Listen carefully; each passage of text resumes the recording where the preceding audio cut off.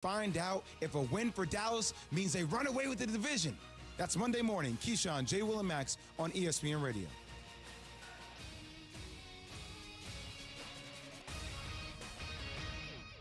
This is ESPN 690 Game Day Live. Sponsored by the DUUUVAL House. Here's your host live from the DUUUVAL House, Brent Martineau.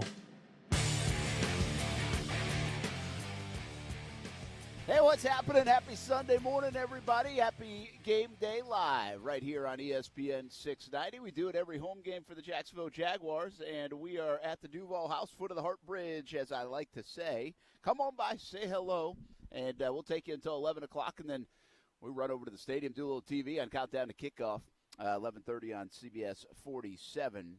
By the way, this party will continue to go on right here at the DUUUVAL House, and we'll tell you all about what's happening with their fundraiser today, and also have some music, and the party continues. No matter the record, no matter the streak, the party continues right here at the DUUUVAL House on Jaguars game days, and we call it ESPN 690 Game Day Live on ESPN 690 from the DUUUVAL House. Phillips and Hunt, Folio 2.0 as well, supporting this endeavor for us.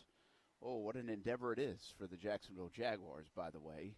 19 in a row, and that's probably a bit misleading. It got you Trevor Lawrence, 15 of those losses, right? But it is still 19 in a row, and it's been a long time for the Jacksonville Jaguars since they had a W. Meanwhile, it's 0-4 this year, and 0-4 this year is enough of a problem. But then on top of it, on the heels of their best game, but still a walk-off loss to the Bengals last Thursday night. The coach didn't fly home with the team. A viral video goes around with the coach in it that certainly was not flattering. And we have ourselves a major distraction in Jacksonville this week with Urban Meyer and this football team, and what will it mean for the football team is really the major question I have coming in to the day. We talked enough about Urban Meyer and what it means, and he has to deal with that from a family perspective, and he has to deal with it from a personal level, and he had to deal with it for his football team, all the questions, and the football team had to deal with it throughout the week. But now it's, okay, how did they get focused? How did they game plan? Were they able to do their job? Are they able to continue to improve and maybe this time finish off a game and beat the hated Titans, the rival Titans? And if they are able to do so, now you're talking about AFC South, where the Jaguars would be one game out in the standings despite having a 1-4 record and coming off a 19-game losing streak. I mean, it's really wild what could be on the line today. And I actually don't even think it's about the standings on the line today. I think today it's really about the locker room and what this could mean for Urban Meyer. Does he have this locker room still? What if they don't look good today? They don't play well. What does that say about Urban, this staff, everything else that transpired? What does that mean tonight, tomorrow morning? What does that mean going to London next week, into a bye week after that? And really, what does it mean for the rest of the 2021 season? I think there's a lot on the line. We talked all week on Action Sports Jax on ESPN 690 with Austin Lane and Casey Kurtz and myself that we kind of feel the same way. I think there's a feeling of that in town, that you get what we're talking about. How this looks today is almost as important perhaps as the scoreboard, although the scoreboard always wins the day in the NFL. There are some people I talk to that think this really will galvanize the team, and the Jags will play maybe their best game and come out with a W and beat the Titans, who just lost to the Jets. Then there are other of us, and I say us, and by the way, I'm like the ultra-positive guy in town. I don't have a good feeling about this game. I don't think this really works for the benefit of the Jags. I wonder about how much of a distraction this was, how much is already going on in the building that we don't know even before this or now during this. And I think those are fair curiosities for anybody who feels that way. And by the way, it's the Titans team that's really taken it to the Jags for the most part over the years, especially with Derrick Henry coming back to his hometown and what he's been able to do. And it's a Titans team, although I don't believe in this that much, but definitely got a little bit of a wake-up call last week when they lost to the New York Jets. And now they face another team before they go on a stretch where they face a lot of good teams. So this is almost like it's not, I mean, you could say it's a must-win for the Jags if they want to be around the AFC South standings, and then we could kind of look down the road and get all fun about that. I don't really think this is a Jags team that's even going to threaten that. But for the Titans, you could almost say this is a must-win game because we'll take a look at their schedule coming up. It's pretty daunting. And if you look at that second half against Seattle in week 2 where they could have gone to 0-2. They were playing bad, but they came back and won that game. And now you couple that with like the Jets loss and a 2-2 record. And if the Titans were to lose here and go to 2-3 and lose to the Jets and the Jags back to back, I mean, that welcomes Indianapolis back into the fray. But what it really does is Tennessee, regardless of what happens this year for them in the division, I think it just kind of makes them a very ordinary team. And Tennessee was trying to take that next step and be amongst the elite, the Browns, the Chiefs, the Bills, those kind of conversations, the Ravens. And right now Tennessee they're not in those conversations. They have a huge injury report. They will get A.J. Brown this week back. And they do have Derrick Henry, and they have their quarterback. But their offensive line is not as stout as it's been, especially against in the pass protection area. One of the worst in the league in sacks. I think they are the worst in the league, giving up sacks. Meanwhile, the Jags are one of the better teams in the league at allowing sacks. And both offensive lines run block pretty well. So that's kind of the setup of today. ESPN 690 Game Day Live on an absolutely beautiful morning. Now, we got October football. I'm assuming that it will get a little warmer as the day goes along, and I'm assuming it'll feel a little hot in the stadium at times. But I think we're talking low 80s today, and right now there's like a coolness, almost a crispness about the air temperature here in Jacksonville. So it is fantastic. We should have a very good weather day here in Jacksonville for this football game at 1 o'clock on CBS 47. Let's welcome in Casey Kurtz. He's probably putting out some fires here on a Sunday morning, but welcome in. Good morning. And what you feeling about this one, Casey Kurtz, today? Well, first of all, what up, Brent? I'm prepared today. Usually I'm not ready to talk. I sang in my car the whole way here to get the vocal cords working, so I thought that was an important thing. What is my feeling? It's not great, Brent. I'm not going to lie to you. I was reading your email in the Wawa line this morning, and the Derrick Henry numbers jump off the page at you, obviously what he's done against the Jags. He's returning to his home, if you will, Yulee, Jacksonville, same thing. The feelings are not great. Obviously, not having Julio Jones will help, but if I'm the Titans, they know they need to win this game after losing to the Jets, like you just mentioned. I give it to them every play. I'm not kidding. 70, 80% of the plays, Derrick Henry. That's what I would do, and that's enough to get it done, in my opinion, for the Titans today. Yeah, that's interesting you say that because I think that's a fascinating part of this game is how much do they give it to Derrick, and does that actually play in the Jaguars' hands? Because I know most people are like, what do you mean play in Jaguars' hands? I mean, it's Derrick Henry. They can't slow him down. He's embarrassed them. Well, there's some stats this week that come out and say, hey, listen, he only runs usually in the first game against the Jags for like 60 yards a game. Now, some of those numbers can be skewed. And then the second one, it's like 200 and something yards. Those have spent all the Thursday nighters against the Jacksonville Jaguars.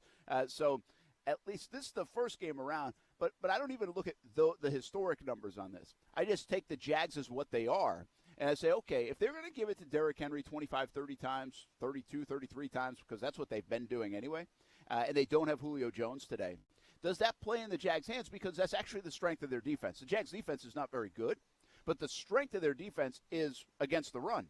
In the first 4 games of the year, they have allowed less than 4 yards per carry. That's pretty good.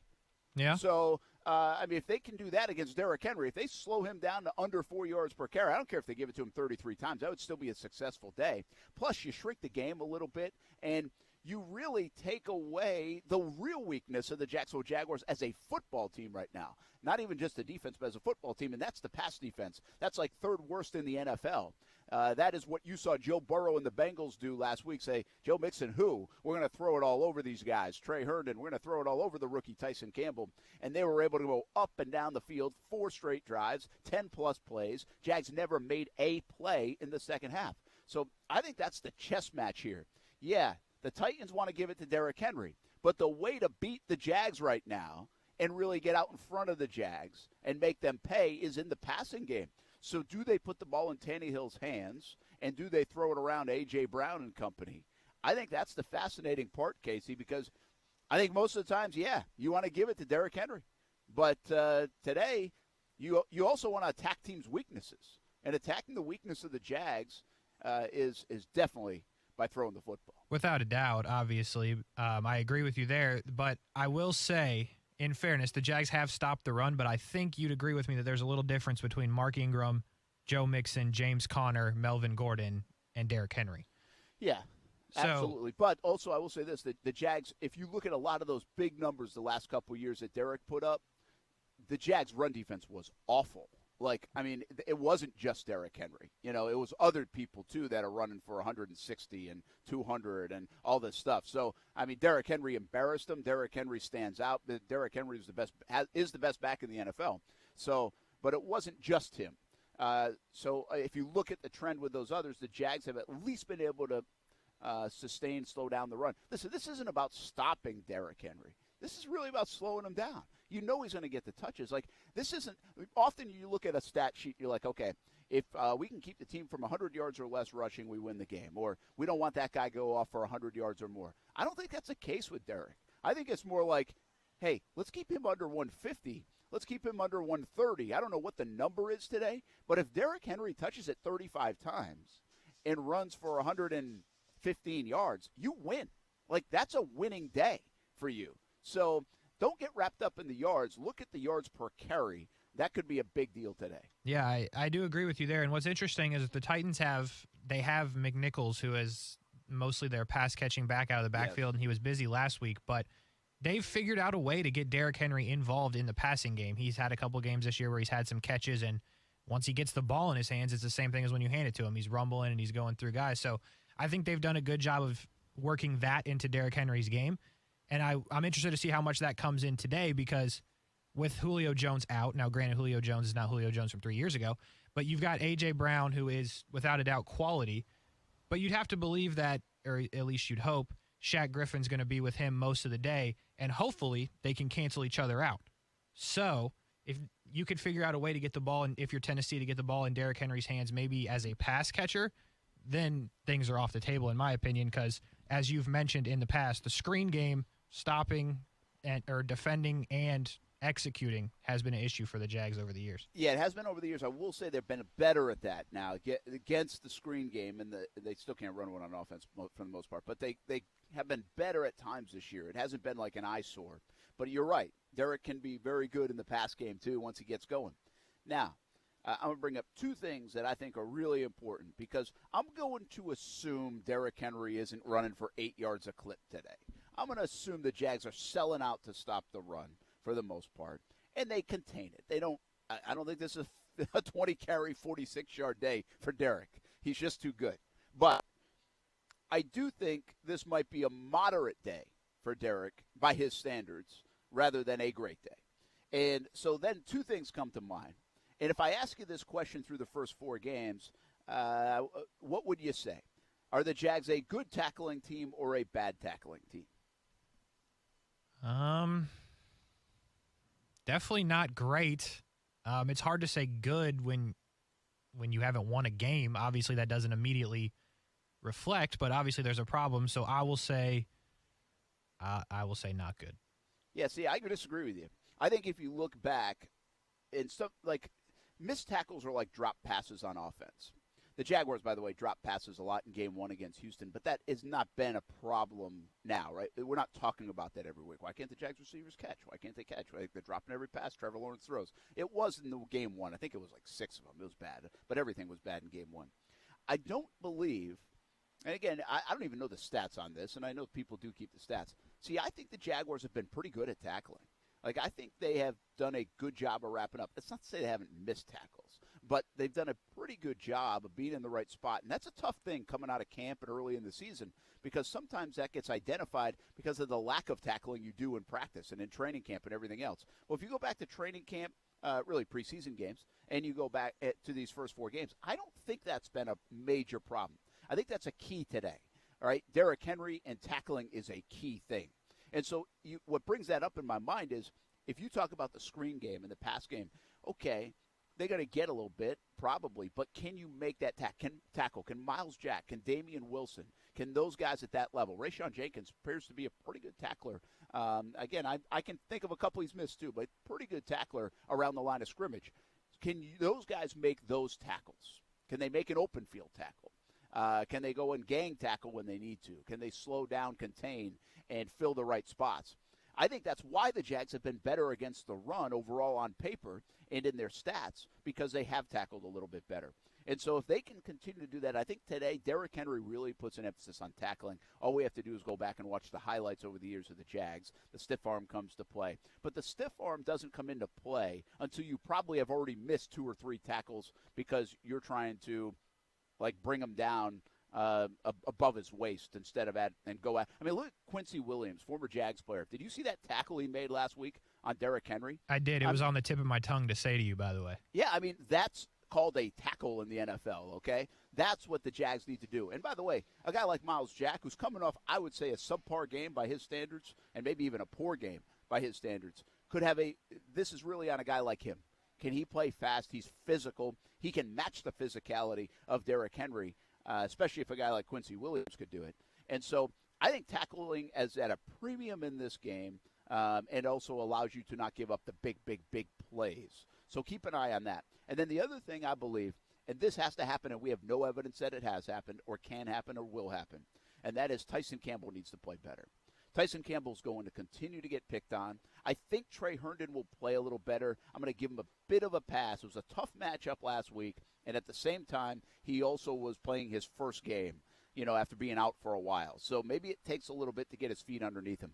So I'll give him a bit of a pass, but he obviously has to play better. I've seen him play well, though. I've never seen Tyson Campbell really play well. And the rookie has been really getting torched.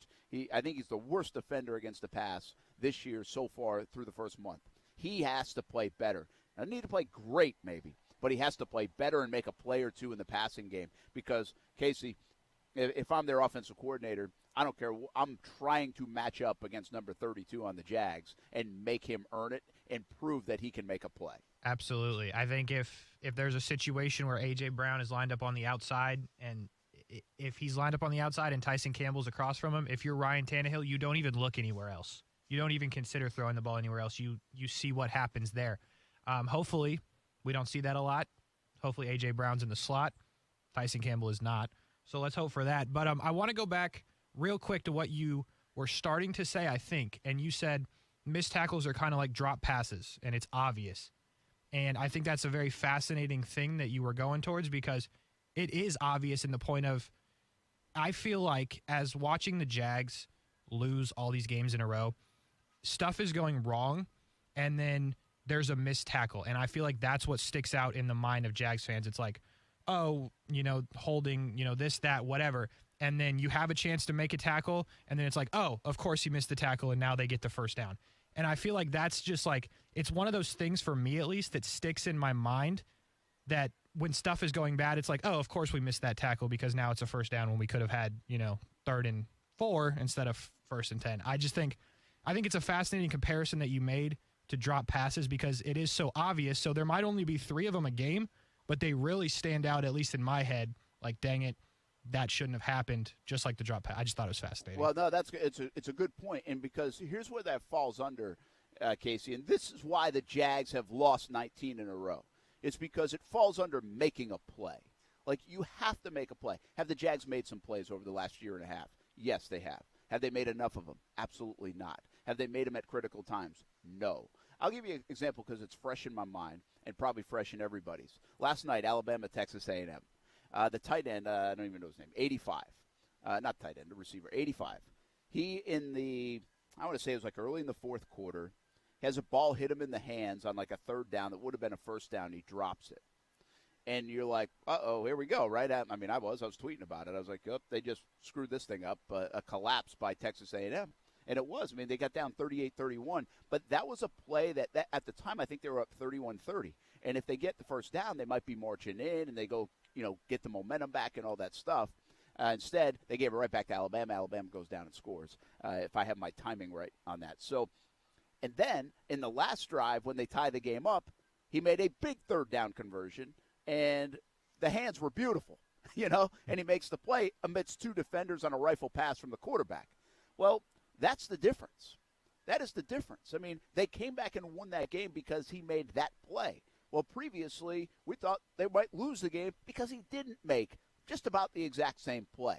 And so from a drop standpoint, I get you. Critical 1st downs, big moment in the end zone, You've got to make those kind of plays, usually to win, especially when you're not as talented. And especially when you probably don't have as deep a roster as some of the teams. And listen, the Jags, they were 1-15 last year. They're not as talented as some of these teams. The Tennessee Titans are better. They have proven they're better. Everybody would think they are better. So those kind of plays are critical, and I think it shows up on the other side, too, from a tackling standpoint. If you can get a guy on 3rd and 8, and you have he catches the ball, 3 yards away from the marker, and you make a really good open field tackle, or you miss, well, that could be the difference, and the momentum and everything else. We try to paint everything from a broad view, but I guarantee you, inside that building that's behind me, they absolutely point to those plays as these critical plays in the game that changed like a what if and how the game flow went. So I just don't think the Jags have made enough of those plays. Can they make some of those plays? And I really feel like guys like Miles Jack in the tackling game today are critical. A guy like Tyson Campbell making a play or two, because he's quite frankly made none so far, is vital. And he has to come to life a little bit. We need to see – we talk about Trevor. We need to see a little growth out of Tyson Campbell here because Thursday night was not good. I mean, he really got picked on again. I think it was like 10 of 11 in the passing game against them, if my numbers are correct. So it can't be that bad today if the Jags have a chance to win and, quite frankly, pull off the upset. All right, let's take a break. We are live at ESPN 690, Game Day Live, from the DUUUVAL House on ESPN 690. Every home game for the Jacksonville Jaguars. And brought to you by Phillips & Hunt and also Folio Weekly 2.0. Come on by, say hello right on the front porch. And I'll tell you more about what's going on here today. We are here until 11, but you can be here all the way up until kickoff. So stop on by and be a part of it each and every home game on a beautiful day in Jacksonville. We talk more about this game. 1 o'clock kick on CBS 47, Jags and Titans. What about the other side of the ball? Trevor Lawrence coming off his best game in the NFL. What does the next step look like for Trevor? That's on the way on ESPN 690.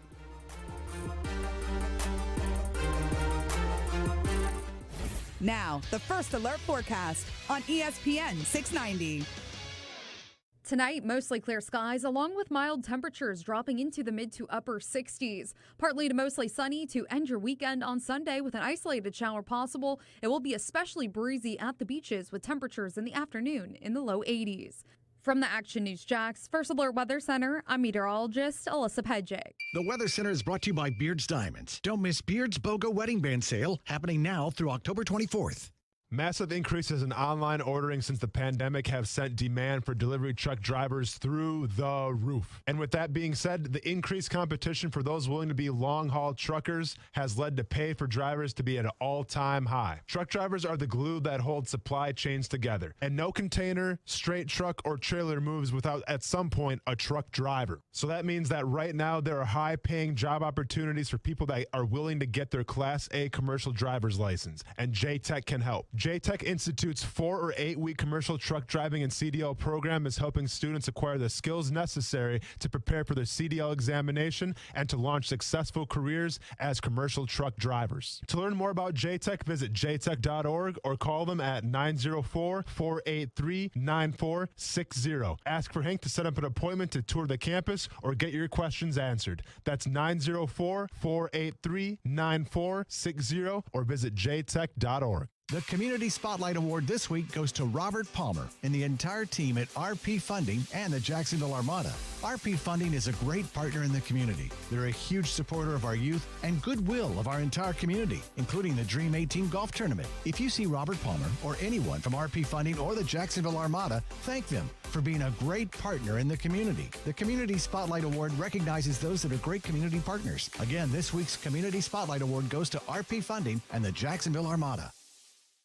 Temperatures keep climbing and hotter weather means your body needs more water. Stay hydrated. CGC Water Treatment wants to make sure the water you and your family drink is cleaner, healthier, and tastes great. It starts with the Connecticut system, proudly made in America and installed by the pros CGC Water. Not sure about your water? Call CGC. They'll analyze your water for free. I haven't had to worry about my water since I got mine installed because Connecticut systems remove up to 99% of the contaminants. If you're not filtering your water, you are the filter. Kinetico makes the world's most efficient softeners, non-electric twin tanks that use less salt and water during regeneration. Save up to $500 on select softener and RO systems this month. Financing available with approved credit. Call CGC Water at 904-552-1242. Call and ask about Conway Club, the new service program that will save you money on salt, filters, delivery, parts, and labor. Tell them Brent sent you and find out all the details and all the great ways you can save. Call 904-552-1242 or visit cgcwater.com, your local independent Kinetico dealer. If you're like me, you come home from work and walk through a messy garage hurdling shoes and bats and bikes. Well, get the easy garage solution that I got. It's called Easy Garage Solutions. One-of-a-kind monkey bar technology that will last a lifetime. Hang the bikes and the lawn equipment. Easy Garage Solutions. Shelving and overhead storage for boxes and bins. Easy Garage Solutions. Cabinets and flooring available too. Easy Garage Solutions. Find them at easygaragesolutions.com. Easy Garage Solutions. It's that easy. Hey everybody, it's Brent Martineau from Action Sports Jax. There's a good chance you have a smart speaker, so use it with ESPN690. Stay up to date on the Jags and all things sports by telling Alexa or Google to play ESPN690. It's as easy as that. Make sure you listen weekdays 3 until 6 p.m. on ESPN690. Trevor and his longevity in his career, he needs to learn to be a pro quarterback. That's the decision we made. So, yeah, I have. I see the improvement on offense. I see the improvement by Trevor, and I think Schottenheimer's done a heck of a job with him. You look at game 1, game 2 to now, and even in practice, his knowledge, his understanding of the offense, his understanding how fast defenses are, and those windows aren't the windows that we're used to in college. That's Urban Meyer talking football. That was few and far between this week, it seemed like, and continues to be a major story. We don't want to overlook, really, the drama that unfolded here in Jacksonville this week around Urban Meyer. We also understand, everything that's been talked about, and we dissected it for days and days and days. And now it's game day, and really the story here about Urban Meyer is not necessarily what happened anymore. It's how his football team plays and reacts to it. And the one thing you can say about Urban and this staff, and I believe I was really disappointed in game 1 with their coaching and how the Jags looked, but they have gotten better and better. Now, it started rock bottom, almost felt like. I'm probably sure it wasn't rock bottom. We've seen that around here in the past. But they've gotten better and better and better. They played well on Thursday night for a while. Offensively, I thought they've really found a rhythm. Defensively, they shut Cincinnati out in the first half. They're doing a good job against the run. Problem is they are bad against the pass. They didn't make adjustments. They had communication issues in the back end in the second half, and they still can't get turnovers, and probably not enough pressure on the quarterback. So do we see some more adjustments in good coaching that goes on? Because there have been elements of the good coaching. There really have been signs of that. And so to me, it's about, did they get that accomplished this week, coming off a long week, really, where they could have prepped, and instead we were talking about other things, and they were talking about other things, and they had to deal with other things. So that's where the Urban Meyer story sits with me here on a Sunday on a game day. It's really less about what happened now. Does that get put in the rear view? Can a win overcome all that? What does a win do? What does a loss do? What does a loss that's a blowout loss do? All those kind of things are on the table for me, how this football team plays. Brent Martineau, we are live at the DUUUVAL House, foot of the Hart Bridge. As obviously the atmosphere starts to pick up around here, right on the front porch. If you've never been, obviously you come down there's 2 different ways to come off the Hart Bridge now because the roads have opened up there on Bay Street. But if you come down like what you would call the original way, you take a left going toward the stadium, and you'll see a teal-painted house. You'll see ESPN690 signs, Phillips and Hunt tent. Come on by, say hello, beep the horn, whatever it takes. That's where we are, right on the front porch on an absolutely gorgeous day. Here in Jacksonville. Jags and Titans, 1 o'clock on CBS 47. Countdown to kickoff coming up at 11:30 on CBS 47. We'll be with you until 11, and then I'll hustle over to the stadium for the TV side of things. Brent Martineau, Casey Kurtz. We do this every home game for the Jags. We call it ESPN 690 Game Day Live from the DUUUVAL House, brought to you by Phillips and Hunt and Folio Weekly 2.0. Casey Kurtz, what about Trevor Lawrence in the offense? That's where we go now. Trevor Lawrence played his best game. Trevor Lawrence people weren't like, oh my gosh, this guy's going to be the MVP by the end of the year, right? I mean, it wasn't like that on Thursday night. But he did some really good things. And now what? I've been asking this question all week. I don't know if I asked you, but I've asked anybody who will answer it. what does the next step for Trevor Lawrence look like today? If he continues to progress, which we feel like he has, even in his poor play, he's had some really nice moments. But the other day, he was clean. He ran the ball. He was decisive in his decision-making. He showed off the arm talent. He really showcased why he was the number 1 overall pick. What's the next step for Trevor Lawrence look like for Casey Kurtz today? Yeah, I think, look, the Tennessee Titans have not been good on defense. Zach Wilson, who was picked after Trevor Lawrence, just shredded him last week. So I think we have at least seemed to figure out the turnover issues that were there in the beginning. I'd love to say they're done for the year. Obviously, they probably will reemerge, hopefully not today. But the next step, I mean, I know you gave Trevor Lawrence an A on our rookie QB report card this week, and I believe Austin gave him a C, so there was some discrepancy there, and that was over winning. That guy's crazy. I guess he's not here to defend himself, so I'll agree with you. He's crazy. But I think the next step for Trevor Lawrence has to be to win the game. This guy is a winner. He played well enough to win on Thursday night, -1 play, where he did or he didn't pitch the ball. That may or may not have been the right call because James Robinson might not have got in either. But I think Trevor Lawrence is at the point now where we've seen him look like we thought he was going to look in week 1 against the Texans. That's what he looked like on Thursday night. And I think for me, it's just keep not turning over the ball and win the game because he's a winner. And I think he's going to figure it out. I don't know if it's today, but this Titans defense has been bad, and there's an opportunity for him to have a big day today. I feel like Darrell Bevell has gotten in sync with his quarterback. It didn't feel like that the first 2 games. And I would say in sync with his QB and his run and his offense, really. I mean, they figured out, hey, guess what? We should do what we said we were going to do and what everybody thinks we should do. We should give the ball to James Robinson a little bit.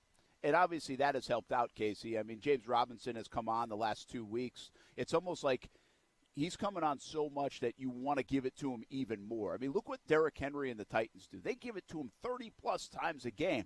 I don't know if the Jags need to do that. I don't know if they're getting enough plays to do that. But you still feel like give it to him even more, don't you?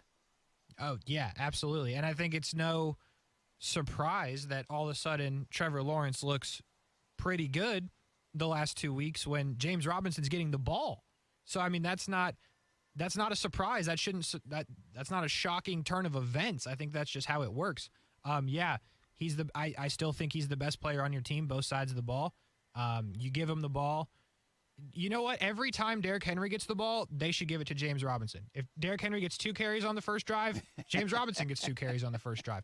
I think that's the recipe to win, and it works. Like, no one, if you play fantasy football, which, by the way, hopefully you know that the Falcons and the Jets are kicking off right now, so hopefully you got those changes in your lineups and whatnot. But if you play fantasy football, it shows on the thing, on the matchups, where the opponent ranks. And if you have James Robinson, you saw the Titans, that's in green. You want to play James Robinson this week. So you give him the ball constantly and do what the Titans have won games with Ryan Tannehill by running it with Derrick Henry and then throwing it when you have to. Do that today, and I like Trevor Lawrence over Ryan Tannehill throwing the football. Yeah, what's crazy about this as we look at the Jags offense against Tennessee's defense is, listen, Tennessee has a defensive head coach. They have built kind of this culture, and Austin and I talk about this a lot over the years on Action Sports Jax on ESPN690 from 3 p.m. until 6 p.m., that they kind of epitomize who Vrabel is, this hard-nosed, tough guy. He's going to run the football. Derrick Henry, that's who they have. That's their identity. Big physical offensive line. They're going to push you around. They're going to bully you when they need to, punch you in the mouth, bruise you up, all those things. Well, I do think that's been the case.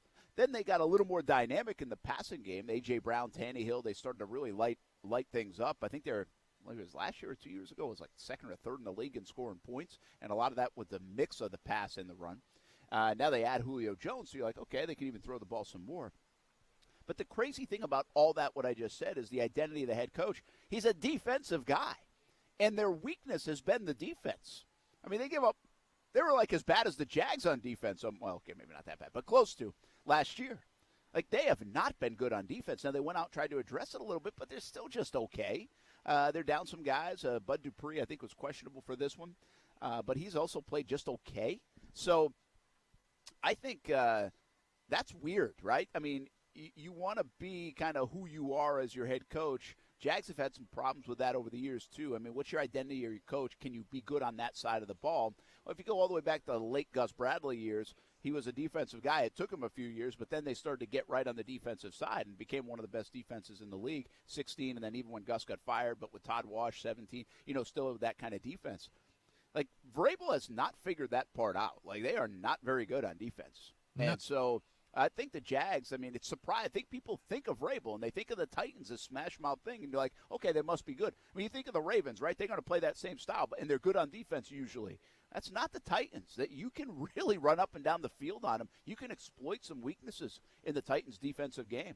Absolutely. And I think if you haven't maybe seen what happened to them last week and you're hearing us talk about it, when you're not driving in your car, or, my famous, you can just pull over and do it if you have a safe spot to pull over. Look at what Zach Wilson did to them last week. He was doing what we expected Kyler Murray to do. He's running around in the backfield, directing traffic mid-play, throwing bombs down the field. Like, this defense is very gettable, and you would have to at least believe if Zach Wilson can do what he did last week against them, Trevor Lawrence better be able to do the same thing. Maybe not the whole running around directing traffic, because Zach Wilson's a little bit more mobile in that sense, but you've got to believe you can get these guys both throwing and running the ball, and you have to exploit it early.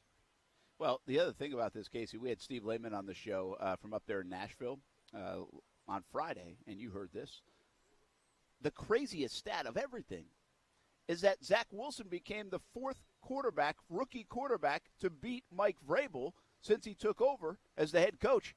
Mike Vrabel has not beaten a rookie quarterback. Which is strange. That's as bizarre a stat as I've seen. I know it's a small sample. It's only 4 games, but it's still bizarre. Because keep in mind, man, the Titans have been good. Yeah, the Titans win games. I guess that stat kind of helps play into the fact that I guess around here of late, well, we did have Minshew that year. So anyway, but like the Colts have had older guys, and obviously Deshaun Watson was not a rookie for a while. So I guess he hasn't played as many rookie quarterbacks as you think. But how do you let that happen? I feel like even if you're playing against the Jags, and obviously we are talking about the Jags because we are here in Jacksonville, but I feel like if you're game planning against a rookie quarterback, you have to feel good about that because he is a rookie. I guess not if you are in the Tennessee Titans building. I guess that terrifies you. Yeah, I mean, Minshew was one of those guys on that list at 19, by the way, when the last time the Jags did win.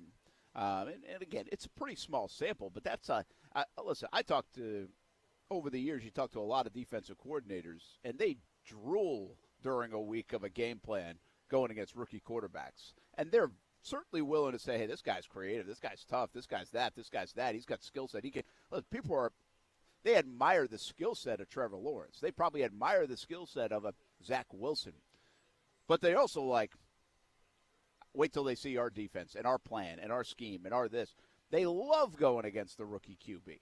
And so for the Vrabel-led Titans to be 0-4 against rookie quarterbacks, it's a weird stat. Now, does something change? Does something give? Today would be the day. Or does Trevor Lawrence pick them apart again because they're just okay on the defensive side of the football? At the end of the day, I think that does go to some scheming, and probably Titans fans would be like, yeah, that's a lot of scheming. But I think it does come down to, are you a good defense or not? And overall, the Tennessee Titans over the years have been an okay defense under Mike Vrabel. And last year, not very good. And this year, just okay again. And they were not great last week against the New York Jets. All right, more to come, including some fantasy football notes, studs from Saturday that you might want to keep an eye on, especially since the Jags are 0-4. And not draft talk technically, but just keep an eye on down the road. And we also will have some of the games to watch around the NFL, plus a battle of offensive lines in this game is really what it could come down to.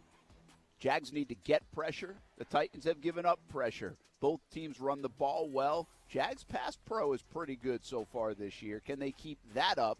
And if so, they give Trevor a chance to continue to grow. Maybe that's the underlying positivity of this football season so far for the Jags, is the offensive line has allowed Trevor Lawrence to get better each and every week. Will they do that again today? We'll talk Jags offensive line. We'll talk Titans offensive line. We go around the NFL, a little fantasy football for you, studs on Saturday. All on the way. It's ESPN 690 Game Day Live from the DUUUVAL House here on a Sunday morning in Jacksonville, and brought to you by Phillips & Hunt and Folio Weekly 2.0.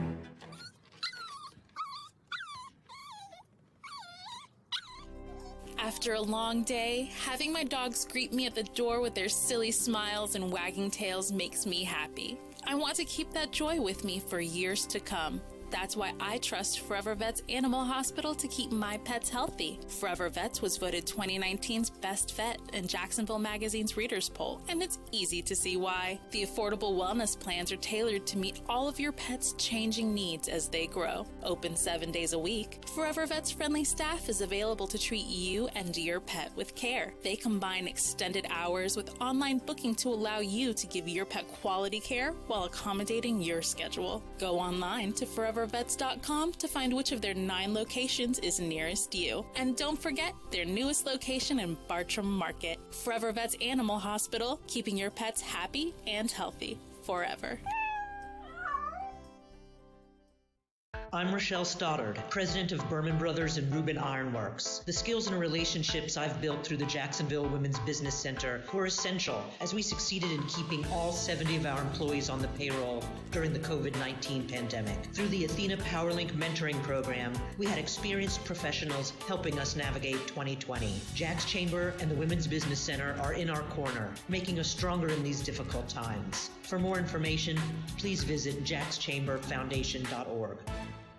Do you know what it takes to be a successful business owner? If so, share your advice with someone who is eager to learn from your experience. As the nation's premier organization supporting small businesses, SCORE is always looking for people willing to offer their time and expertise to mentor current or aspiring entrepreneurs.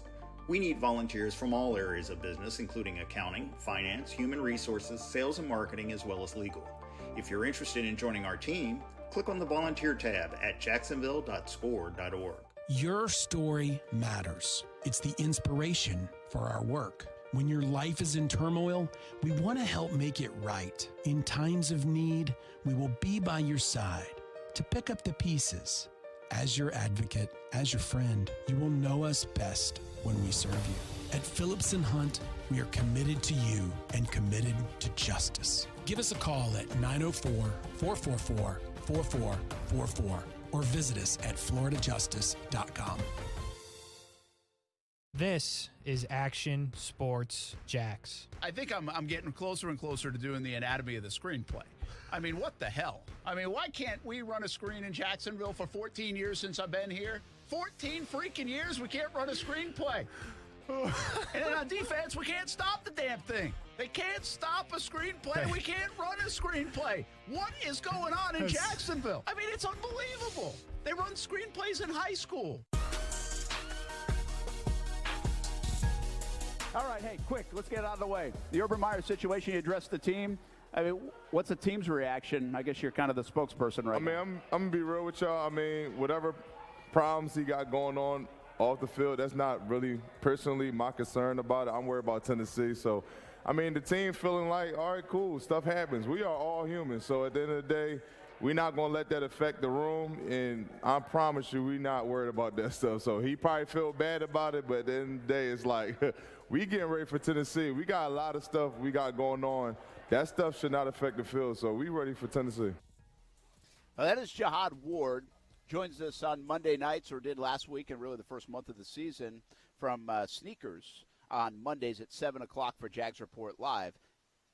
You also can watch the show at 7 o'clock on Fox 30. Come on out tomorrow, by the way. James Robinson's scheduled to join us. I always say scheduled. You just never know if something comes up in this day and age with COVID and all the rest. But if everything goes according to schedule, James Robinson will make his first appearance with us at Sneakers Jags Report Live. So come on out to the show. Hopefully James has another big day, and we can have some fun on a Monday night. By the way, we usually have fun regardless. Jihad's been terrific on TV. And I will say this. That was Monday that was right when it was fresh with all the Urban Meyer stuff. What does the locker room feel like Wednesday after all this? What does it feel like Thursday, Friday, and now today as a game day? Is it totally in the rear view? Is it still something that's coming up? Are we just talking about it? Are they talking about it? Did they laugh some of it off? Did they not? You know, I mean, there's all sorts of things that could go on with this. And really it felt like, at least from a public standpoint, our show spent more time talking about the ramifications of the locker room, not flying back with the team, the personal stuff we didn't think the team would get hung up on, the locker room would get hung up on. As much as it was a bad look for Meyer, his family, you feel for them in the organization, and Jacksonville puts in a bad light, bad optics, all the rest. But from an actual football team standpoint, we wondered if not flying back on the plane was something bigger. And to Jihad Ward and even Trevor Lawrence, they didn't even know at the time. Like, they didn't even know. They didn't even know it didn't fly back. And so do they really care about it, or did we care about it more because we didn't like the look of it? I think those things sometimes are different. But we also, I think, will find out a little bit how much this team, maybe lost respect for the head coach, or doesn't have trust of the head coach, or this was a distraction by the head coach this week and they just couldn't get things right. A lot to be said, I think, over the next 6-7 hours here in Jacksonville, Florida. Brent, let me ask you this real quick on that topic before we get off of it. When at the Cardinals game I was at, they announced the defense individually and then announced Urban Meyer, and the crowd cheered.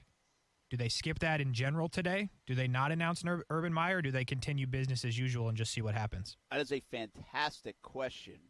And I don't think they will announce Urban Meyer today. And if they – well, you know what? I do, actually, because I think they always announce the coach. As far as I've ever been here, I believe. I just remember now. I remember Gus Bradley. I remember Doug Marrone. I feel like they've always announced the coach. And so will they boo Urban Meyer? It might be the better question. And what do you think? Because I think there'll be a mixed – I don't think there'll be a ton of support for Urban in this situation.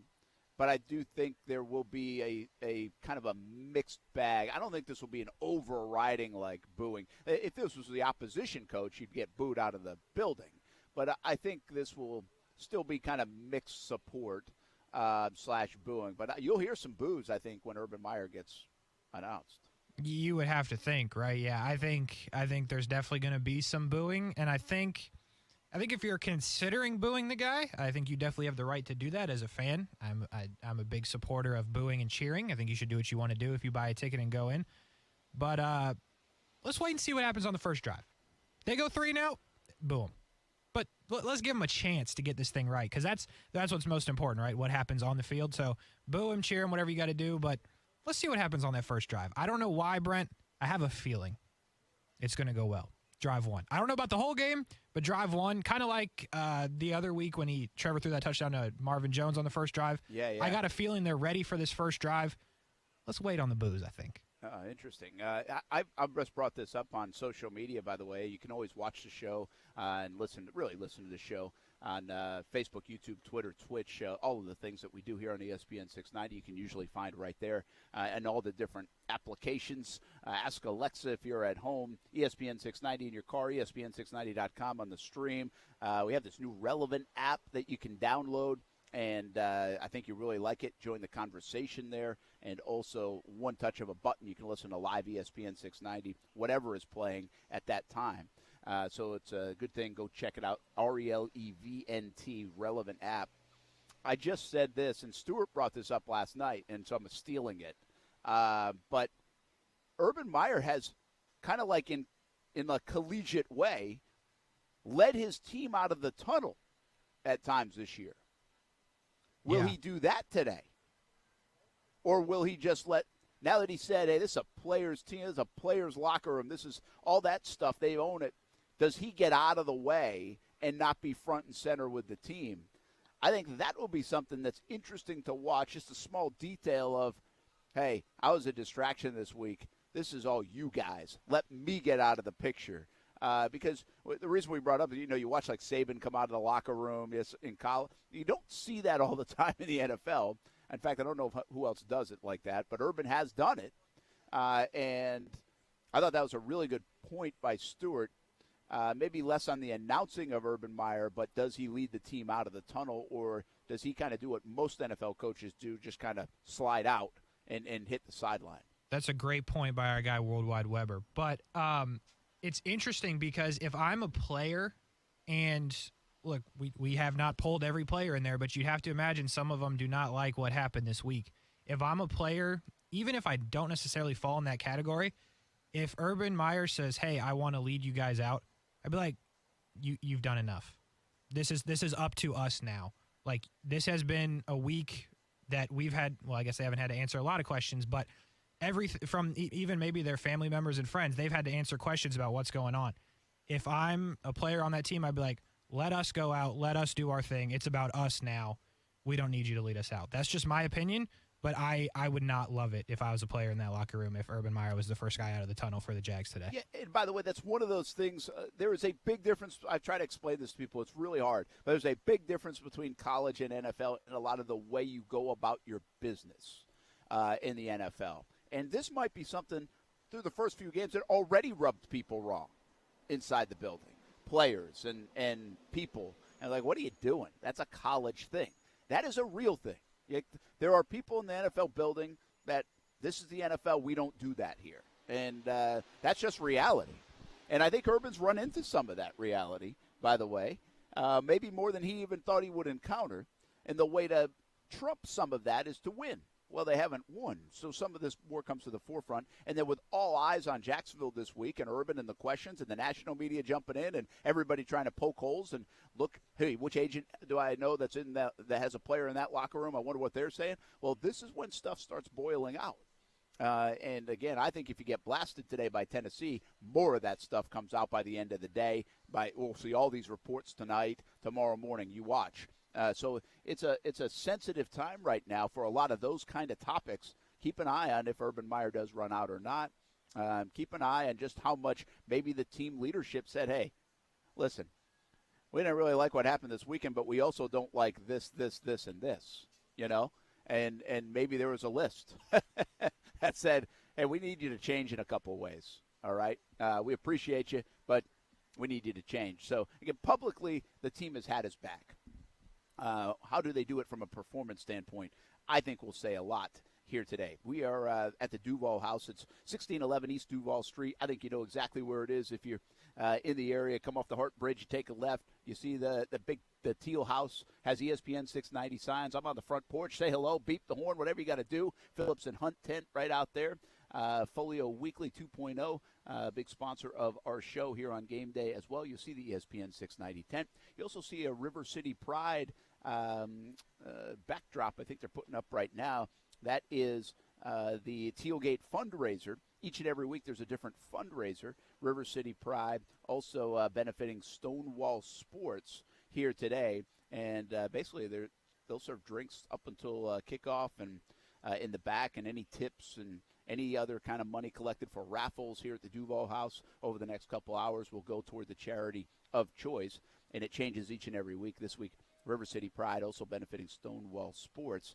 Come on out to the Tealgate fundraiser and listen to ESPN 690 Game Day Live from the DUUUVAL house each and every Jaguars home game. You know, since we kind of got stuck on Urban Meyer here a little bit, let's just finish the thought because it's been such a big one. I believe I'm going to revisit maybe two or three quick things that I said this week, and we talked about it so much on our show. And so if you missed it, I think this is really on Urban. This is going to tell me a lot about Urban, and now this is really on Urban. You know, he says own it. He has to own it, and he has to flip this around. And what I mean by that is he signed up for this, and the Jaguars owner, Shad Khan, put a lot into this. This is an expensive play. This was, hey, we want Urban Meyer. We think this could turn it around. This guy's won at the collegiate level. He's a winner. We want to go get this guy. Shad got his guy. It was a little bit risky, but I was like, maybe the building needs it. Maybe the city needs it. Maybe the Jags organization needs this. Well, on top of the big contract, on top of the commitment years-wise, he also made a commitment internally. They did a bunch of new stuff in the building to bring the performance center, as Urban calls it, into the building. They are going to build a $160 million facility. That's already been voted on. They'll break ground on that soon. They'll be up probably in a year or whatever it is. So all the investment that Shad Khan has made, and here we are 8 months in, and there was an embarrassment to the owner, to the organization, to the city, to the fans, and to the players by the head coach that you invested this much in. And so I think this is massive now for Urban Meyer. Urban Meyer has had his critics. He has had his moments amidst adversity where people have said he's quit on teams. Florida, Ohio State. Didn't handle situations well. Florida, Ohio State. They question the medical stuff, although I will always say this, and I did a lot of homework on Urban when he got here. I have always heard from everybody close to Urban the medical stuff has been real. So I don't question that. And I think now this is the time where Urban as a competitor, as a human being, as the guy that they put a lot into here, has to look in the mirror, has to look at that locker room, has to look at the employees in the building, has to look at his owner and say, we're going to dig our butt out of this thing. I'm going to dig my butt out of this thing. I'm going to lead us out of this thing. I'm going to compete my way out of this thing. We're not just going to go put our tail between our legs and get out of here. And I don't necessarily mean walk out of the building. I mean just be like, whatever, let's see. Like, I think Urban has to work even harder than he's been working. I think he has to find and keep digging and digging and digging until it turns. Like, I hope he worked Wednesday, Thursday, Friday, Saturday into this morning, like, harder than he worked in the last 8 months, even though he probably already has worked pretty hard. Like, that kind of stuff, whatever that looks like, it's on Urban now to turn this thing. It was already, but it's even more now. And he has to dig in even more than he was. And I'm interested to see if he does it. Now, the whole flip side and most dramatic thing you could say is the Jags get blasted today, and Urban's like, I lost the locker room. I can't look at these guys. I can't lead these guys. I'm going to get out of here. I'm done. Like, I don't think the Jags are firing Urban Meyer. At the worst case, if they get beat 40-10 today, does Urban Meyer say, listen, I can't lead these guys. I screwed up, and I don't have them. And I'm not dealing with this. I'm out. Could we see that tonight or tomorrow morning? I don't think so, but I just think in my grand scheme of schemes, I'm like, all right, what if that were to happen? And so he better not do that, because then we're talking about a legacy kind of play for Urban Meyer where everybody will remember for all the bad things and none of the good things that he did even at the collegiate level. This is like a legacy time, I think, for Urban. Can he flip this around and show how good he was at the collegiate level, why Shad Khan wanted him, and how he can be good at this level? This is a critical time. It's a critical game, but it's probably a critical next couple months, critical season for doing all those things in my estimation. I mean, there's a lot on Urban Meyer now, and I just think the natural reaction from somebody who competes like Urban has all his life is to kind of dig in and do that. We'll find out if he can and can do it in a successful way. Another hour to go here. We'll take it until 11 o'clock. Let's go around the NFL. Some interesting storylines. There's a game actually going on. Fantasy football, Saturday studs. More on this game to come as well as we get you ready for Jags Titans coming up 1 o'clock here on CBS 47 in town. 11:30 countdown to kickoff on CBS 47. But ESPN 690 Game Day live from the DUUUVAL House, brought to you by Phillips & Hunt. Folio Weekly 2.0 rolls on ESPN 690 until 11 right after this.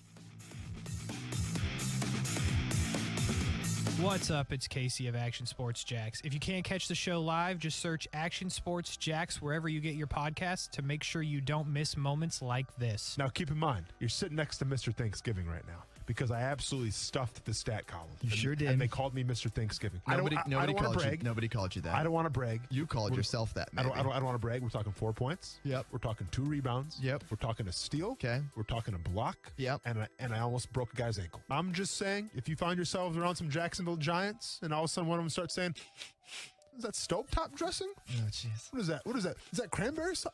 Oh, Mr. Thanksgiving's in the house. And that's who you know they're talking about me. Though no longer little, teens still need a lot of love. Yet teens in foster care have a harder time finding it, as 82% of foster families are home to kids 12 or younger. You can positively impact a teen's life as a foster parent with help from Family Support Services of North Florida. You provide patience, love, and understanding, and Family Support Services will offer specialized training, resources, and a community of support. Take the next step at foster-now.org. That's foster-now.org.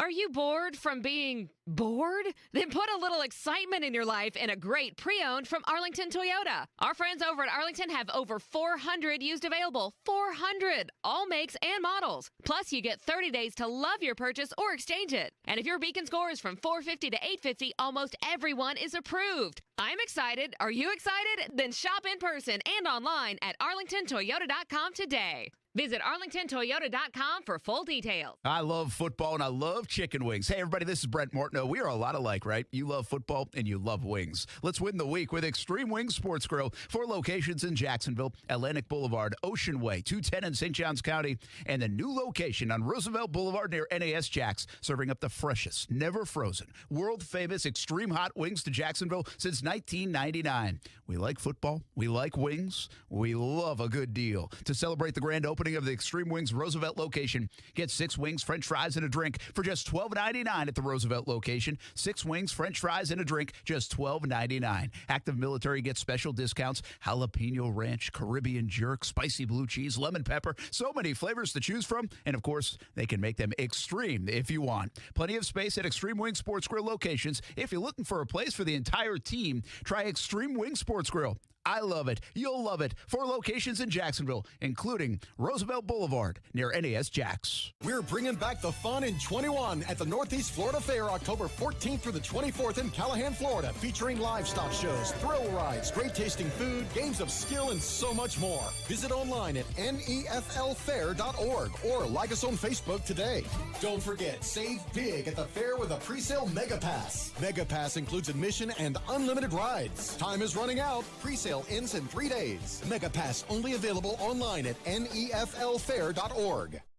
Broadcasting live from the ESPN 690 Anajar and Levine studios. Anajar and Levine Accident Attorneys. Call 904-600-4000. That's 904-600-4000. ESPN 690. Jacksonville's home for ESPN Radio.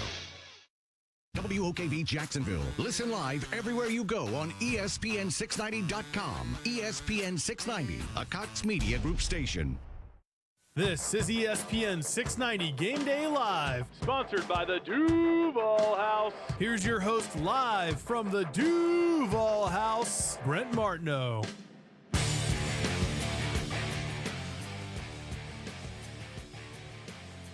Welcome back, everybody. ESPN 690 Game Day Live from the DUUUVAL House, brought to you by Phillips & Hunt and Folio Weekly 2.0. Tealgate fundraiser, as always, on a Jags home game. And you go, River City Pride will be the beneficiary of any dollars raised here today at the DUUUVAL House. And we'll be here until 11, but the party really kicks off and keeps rolling after that. So make sure you come on by, say hello. We're handing out free Polar Seltzer over there at the ESPN 690 tent. So you got free stuff, and you can get a whole lot more if you come by, say hello, and join the fun.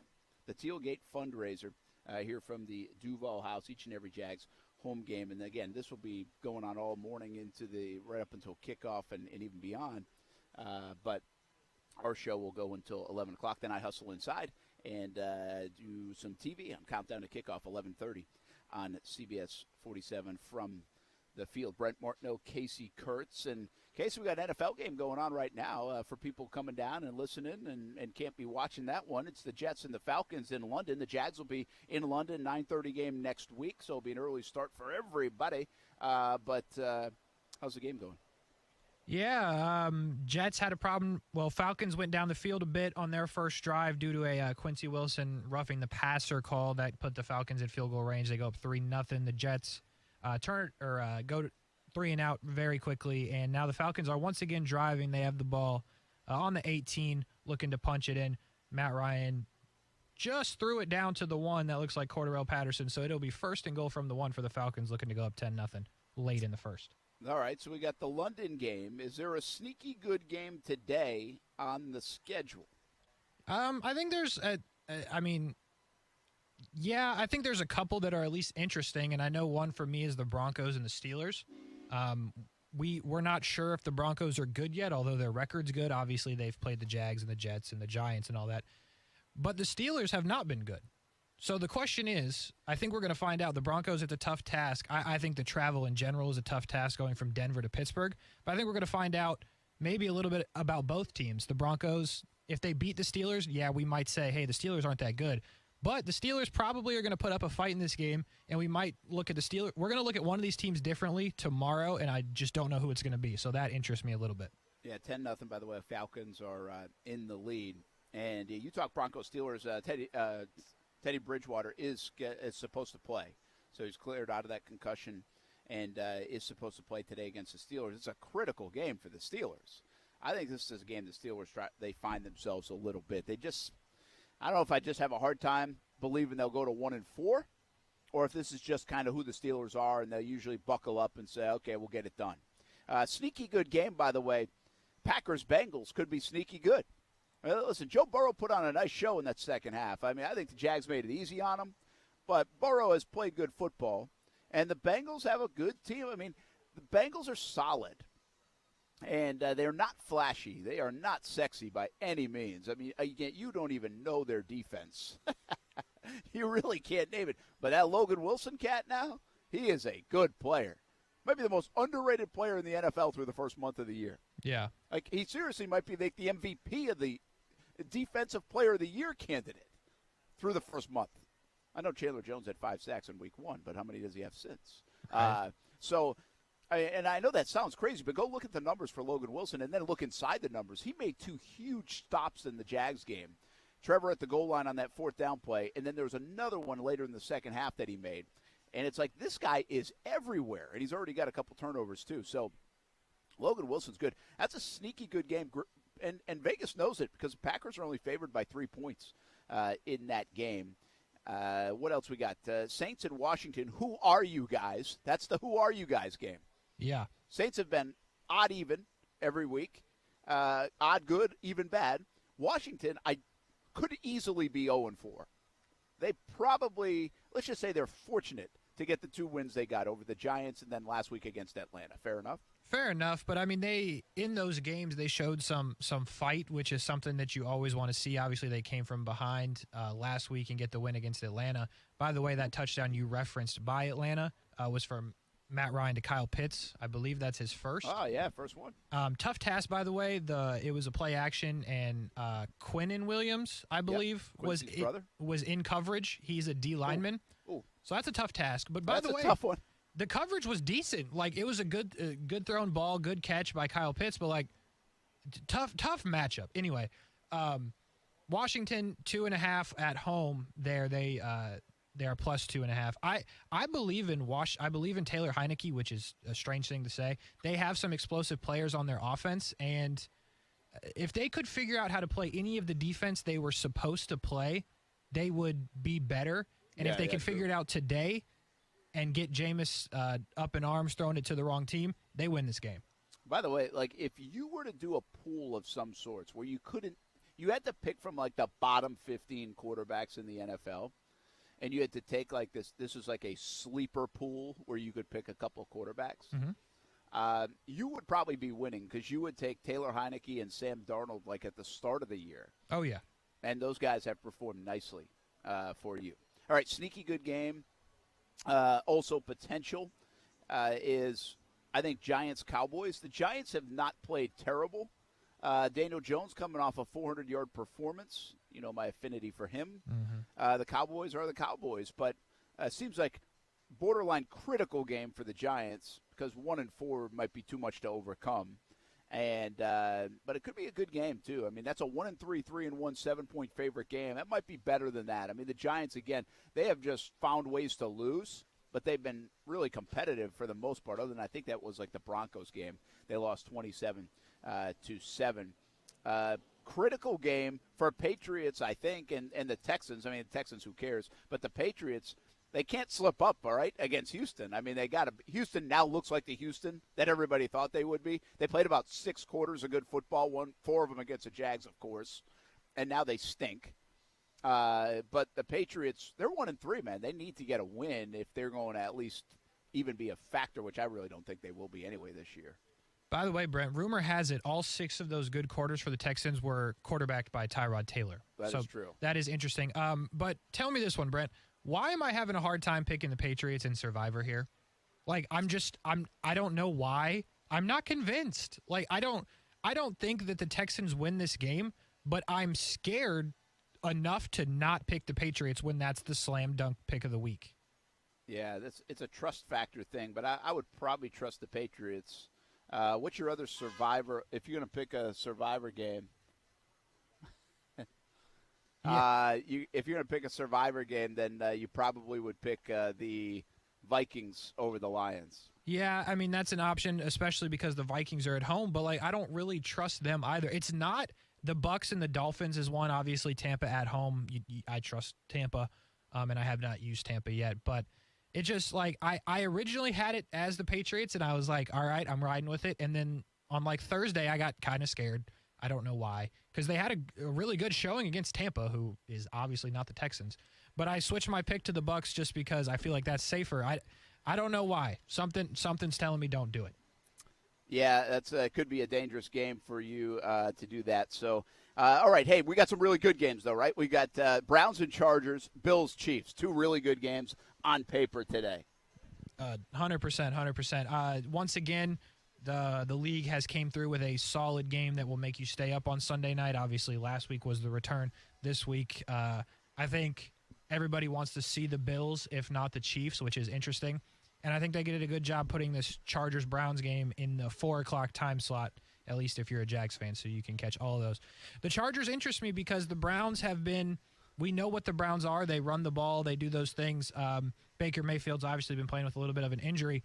And you got to go to L.A. I think that's fascinating because the Chargers have a real shot to win this game. And it's weird that we're talking about the Browns and Chargers in an interesting game, that teams that all of a sudden are good, because that hasn't been a thing. But I think I really can't figure out what's going to happen here. I don't know if it's going to be like last week with the Browns, 17-14 or 14-7, whatever that was, or if they're going to score points. I think it's going to be a fascinating thing to watch. Yeah, no doubt. Hey, let's take a break here on Gameday Live, ESPN690 Gameday Live, brought to you from the DUUUVAL House. We come back. I want to get your studs from Saturday. We got fantasy football coming up. We'll visit more with the NFL, plus Jags Titans, 1 o'clock on CBS 47. Come on out, say hello. Traffic's starting to pile up here. We'll be back on ESPN 690. It's that time of year again, and all eyes are now turning to football as teams are back on the gridiron. BetOnline.net is your #1 spot for all the pro and college football odds and news this season. Get all the updated info on players, teams, and odds to help you with your new football contests, leagues, and new survivor pools. BetOnline.net is the fastest and easiest way to check in on all your favorite sports. Pro sports, MMA, championship boxing, golf, horse racing, they have it all. Bring the game home with BetOnline.net, where the game starts. JTech is a local nonprofit private institution of higher learning focused on essential career training such as automotive, diesel, HVAC, marine and RV technology, and commercial truck driving. They are currently hiring technical education instructors for all their programs. If you have experience in those fields, they want to talk to you about using your knowledge and skills to teach and prepare the next generation of skilled tradesmen and women. Give them a holler to start the process. Their phone number is 904-328-5599. Again, that's 904-328-5599. You've got the skills. Now it's time to give back. Get involved, feel good about your deeds, and lead the future of skilled trades labor. Hey everyone, it's Brent Martineau. Meet Relevant, the new group messaging app that drives real-time, authentic conversations. You can now listen and live chat with us during our radio show directly on Relevant. It's a new fun way to interact with your favorite hosts and other listeners. It's easy. Just download the free Relevant app. That's RELEVNT. Simply search for the ESPN 690 community and join the chat. Listen in on the Relevant app for special polls, promotions, and giveaways. We'll see you there. Running a small business means just that, always running. Woo, you're not kidding. Which is why this holiday, while the other guys, not mentioning any names, are kicking it back, we'll be kicking it into gear by leaving our doors open for you. So whatever the ing you need this holiday, whether it's packing, shipping, or mailboxing, we'll be right here waiting. Now that's an ing worth celebrating. The UPS Store, every ink for small business, all in one place. The UPS Store. The UPS Store locations are independently owned. Product services, pricing, and hours may vary. See Center for details. If you're like me, you come home from work and walk through a messy garage hurdling shoes and bats and bikes. Well, get the easy garage solution that I got. It's called Easy Garage Solutions. One-of-a-kind monkey bar technology that will last a lifetime. Hang the bikes and the lawn equipment. Easy Garage Solutions. Shelving and overhead storage for boxes and bins. Easy Garage Solutions. Cabinets and flooring available too. Easy Garage Solutions. Find them at easygaragesolutions.com. Easy Garage Solutions. It's that easy. Temperatures keep climbing, and hotter weather means your body needs more water. Stay hydrated. CGC Water Treatment wants to make sure the water you and your family drink is cleaner, healthier, and tastes great. It starts with the Connecticut system, proudly made in America and installed by the pros CGC Water. Not sure about your water? Call CGC. They'll analyze your water for free. I haven't had to worry about my water since I got mine installed because Connecticut systems remove up to 99% of the contaminants. If you're not filtering your water, you are the filter. Connecticut makes the world's most efficient softeners, non-electric twin tanks that use less salt and water during regeneration. Save up to $500 on select softener and RO systems this month. Financing available with approved credit. Call CGC Water at 904-552-1242. Call and ask about Conway Club, the new service program that will save you money on salt, filters, delivery, parts, and labor. Tell them Brent sent you and find out all the details and all the great ways you can save. Call 904-552-1242 or visit cgcwater.com, your local independent Connecticut dealer. The NFL is on. Key, Jay, and now Max Kellerman. Here's a guy that you drafted in the first round that you think could potentially be the successor to Aaron Rodgers in the future, but could he at least be a damn backup? Keyshawn, J. Will, and Max. Weekday mornings at 6 Eastern on ESPN Radio and on ESPN2. Well, I was talking to Shaq about that, Shaq Griffin today about that, and that's you gotta plan as if they're playing. You know, it's like going up to bat and expecting a curveball and they throw you a fastball. So you expect a fastball and react to the curveball. That is Urban Meyer. Welcome back, everybody. ESPN690 Game Day live from the DUUUVAL house, right at the foot of the Hart Bridge. Come on by, say hello like this guy just did. We're taking pictures right here on the front porch. Selfies with Brent. Stop by, say hello. Selfies with Brent. Yeah, let's do it. We can set up do that at the golf tournament right at the Dream 18. We have the 360 cam. That's what we should bring out here. 360s with Brent. Yeah, that'd be fun. Or just yourself. Look at these Titans fans. Oh my gosh. No we Titans hate the selfies Titans with Brent around here. No Titans pictures.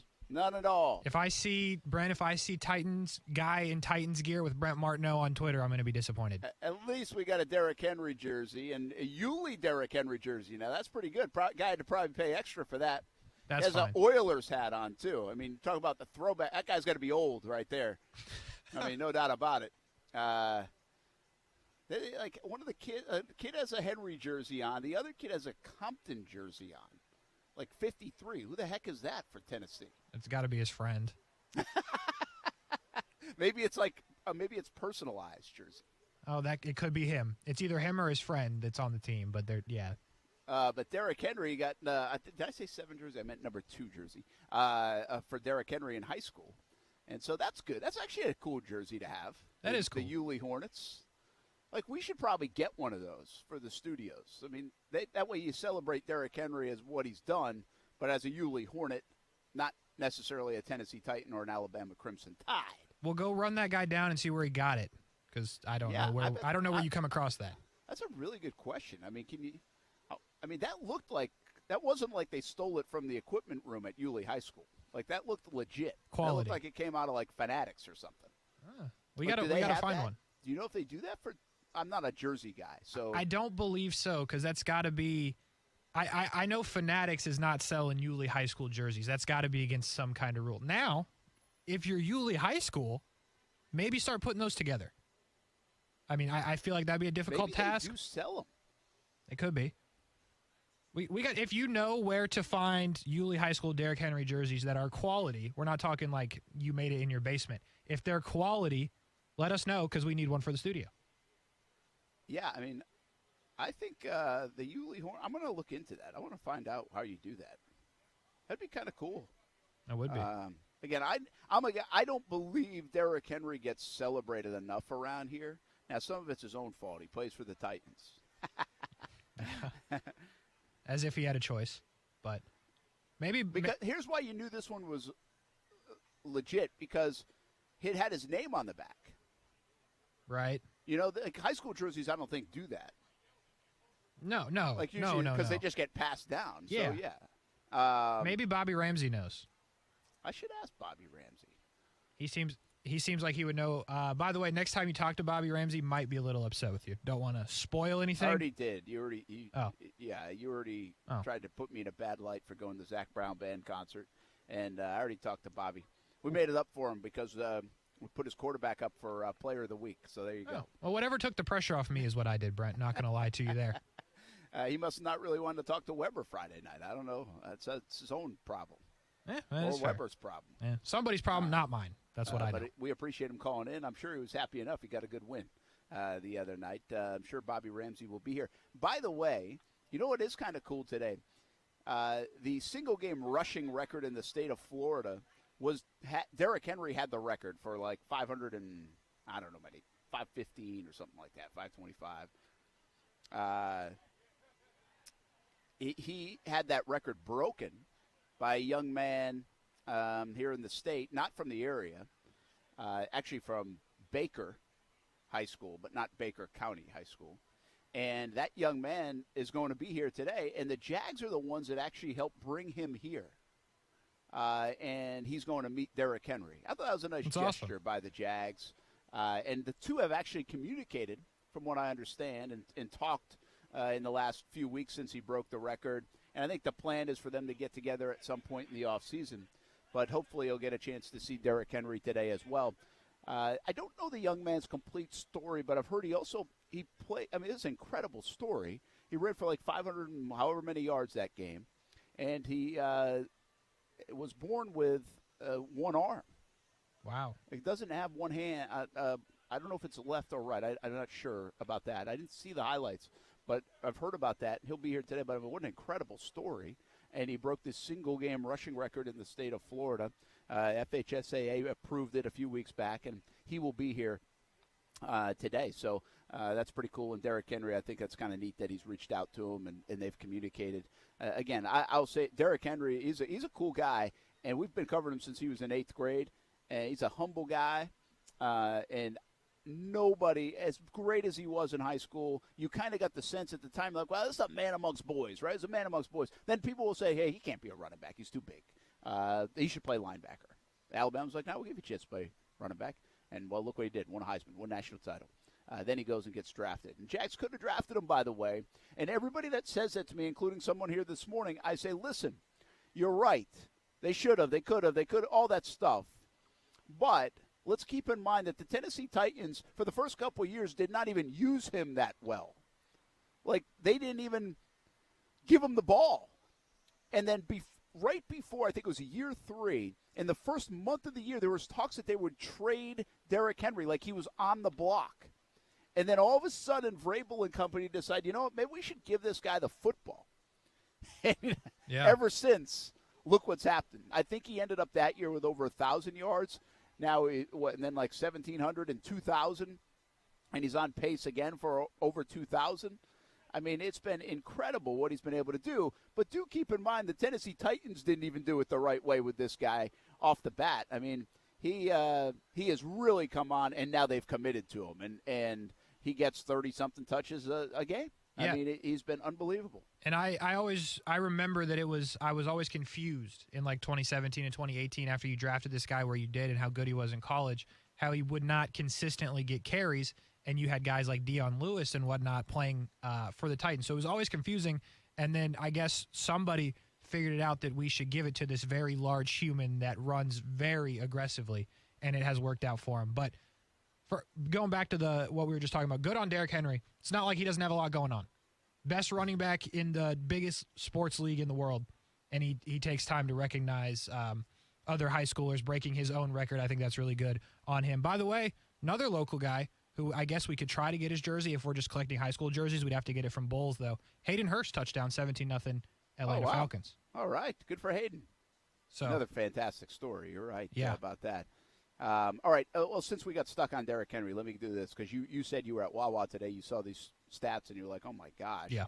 Well, here's what I decided to do. I'm like, all right, Derrick Henry. We see all these crazy stats. In fact, there was another one, Pro Football Focus and CBS Sports. He's had 4,000 yards rushing over the last couple of seasons since 2019, I think. So it's 2 seasons plus. The next closest guy is like 2,900 yards. That's more than like a dozen teams, including the Jaguars. Teams, not running backs. Teams. Over that stretch. So I was starting to look up some other numbers. Like there was the Pro Football Focus one yesterday was interesting, and then we had somebody to kind of refute it a little bit based on the number of carries. But this will just give you a sense. The one I tweeted last night or retweeted, I think Henry has 515 yards this year. That's first in the NFL. He has 365 yards after contact. That would be good for second in the NFL. The third guy on the list would be Nick Chubb, I think I said, right? Yep. He had 362 yards total. Yeah.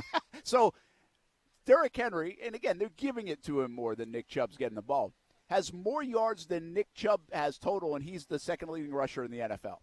Yeah, I saw your retweet of that, and that was mind-blowing. I saw that. Puts it in perspective, right? Yeah, it puts it into perspective how good this guy is. It also puts into perspective, hey, Cleveland Browns, I know you got Kareem Hunt. Why not give it to Nick Chubb more? Because he's the only guy that can put his name anywhere close. It's not really close, but anywhere close to Derrick Henry, so maybe follow that mold. I don't know. But, yeah, that was just something. I was scrolling, I saw it, and I said, good night.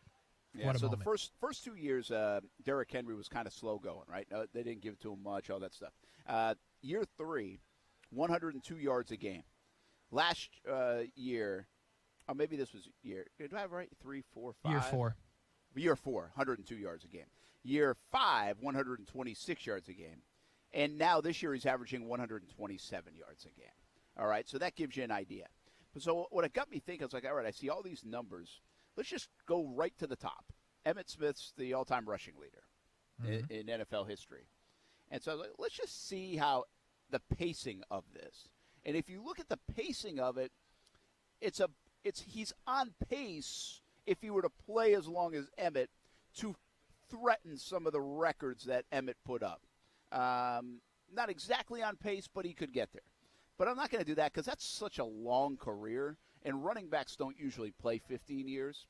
So I decided to do the first 5 years. And Emmitt Smith was unbelievable, right? First 5 years, they won Super Bowls. They were great on that offense. They were dynamic.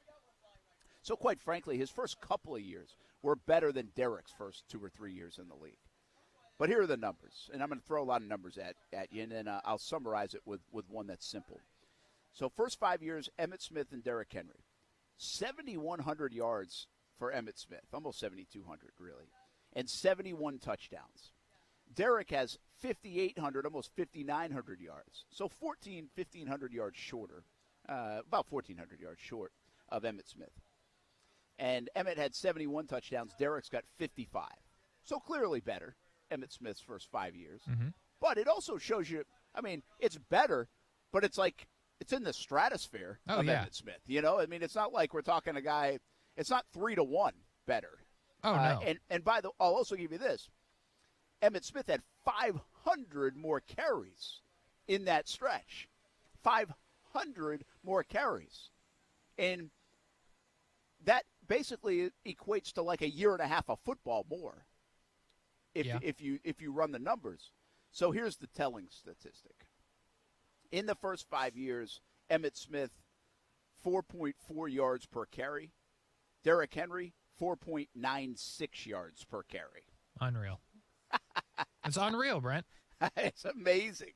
I mean, that tells the story. Again, I mean, Derrick did not get the football as much in his first 2-3 years in the league as Emmitt Smith. But these last couple years would rival just about anybody in the history of the game of what Derrick Henry has done. And he's on pace to get the ball just a bunch this year, especially with a 17-game season. So it's pretty ridiculous. As I say that, I teased this earlier in the show, Jags offensive line against the Titans offensive line. This is interesting, Casey Kurtz. The Jags have the better offensive line, I think. Yes, I would say they do, even without A.J. Cann. Yeah, and Ben Barch will play, and Ben Barch has done an okay job. And I will say this. When the Jags need to go to their backups, they are at least seasoned or have some experience. Ben Barch isn't seasoned. He's in year 2. But he's played. Mm-hmm. And he's also a pretty good investment for this football team because he was a 4th-round draft pick.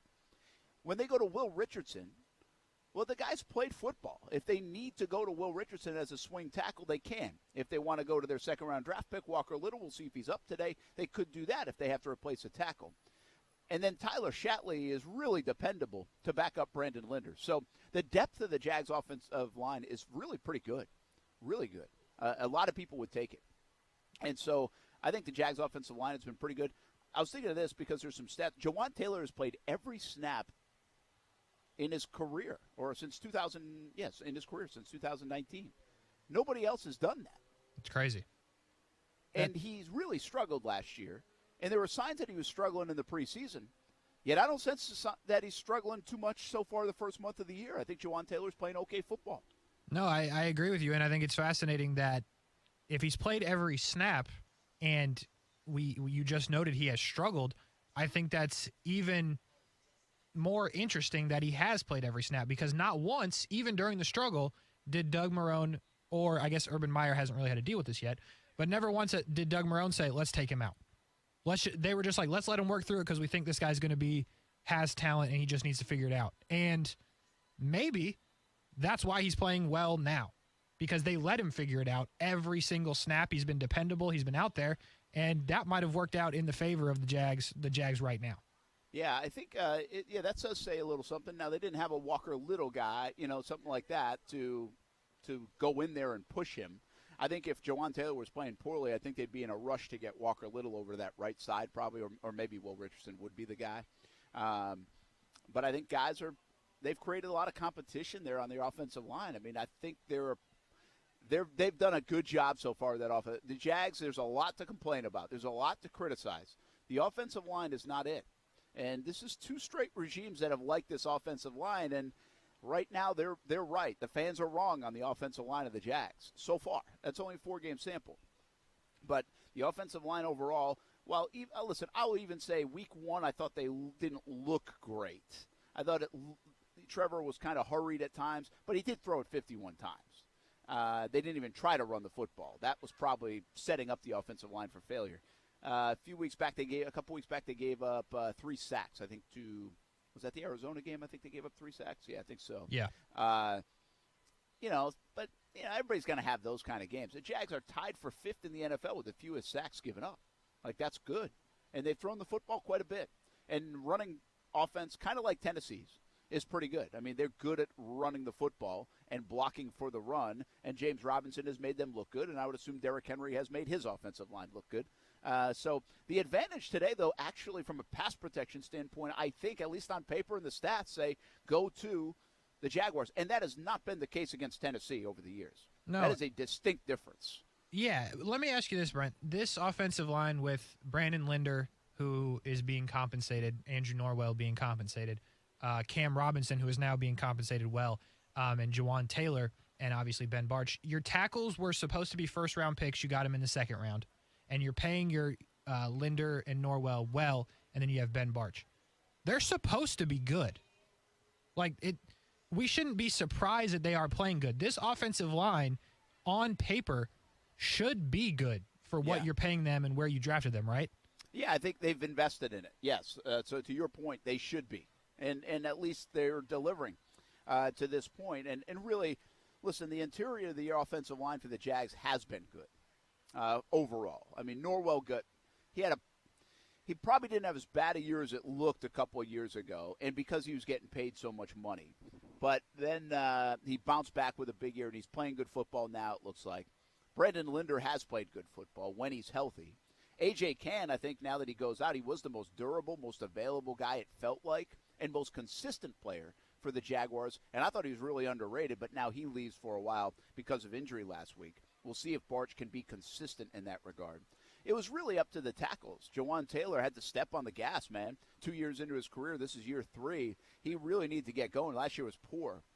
Cam Robinson obviously getting paid franchise tag money and has a chance to make big, big bucks going into this offseason, whether it's in Jacksonville or somewhere else, most likely somewhere else because the Jags drafted Walker Little. Well, he needed to play more consistent. And it looks like those guys are doing it. They're answering the bell. So that's a big thing for the Jacksonville Jaguars right now to be able to do that. All right, let's take a break. We are, just a little bit away now from a football game in Jacksonville, 1 o'clock, Titans-Jags, CBS 47 here in Jacksonville on a beautiful day. We're live at the DUUUVAL House, Gameday Live from the DUUUVAL House, brought to you by Phillips & Hunt and Folio Weekly 2.0. Tailgate fundraiser benefiting River City Pride. Come on by, say hello. We've already had a lot of folks stop by, and obviously traffic building as we get closer and closer to a game this afternoon. I'll run into the stadium at 11:30 and do countdown to kickoff on CBS 47. We take you up until 11. The party continues right here at the DUUUVAL House, so all the way up through kickoff. So make sure you come on out. We'll update you on the Falcons game if you're wondering how that thing's going. And we have some Saturday studs for you, who to keep an eye on going into next year that might play on Sundays. It's on the way on ESPN690.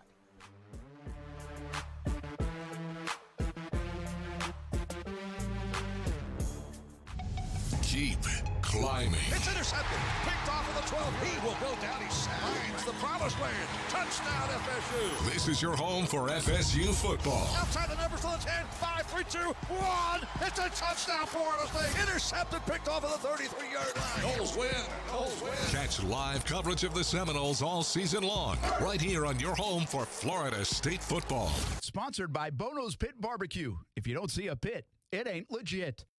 Now, the First Alert forecast on ESPN 690.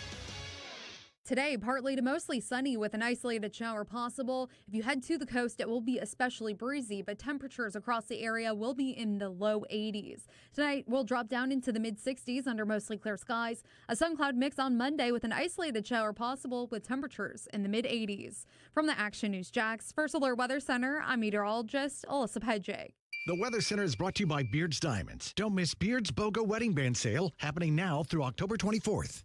Today, I took someone to their first job. Today, I helped someone get to a medical appointment. Today, I helped someone see their loved ones. Today, I took someone to see a concert. JTA bus operators are professional, trained, courteous, and proud. Become a driver of change. JTA is now hiring bus operators and is offering $10,000 to $15,000 hiring bonuses. On-the-job training provided. CDL training available. To apply, log on to go.jtafla.com/drive or call 904-630-3100. That's 630-3100 to become a driver of change.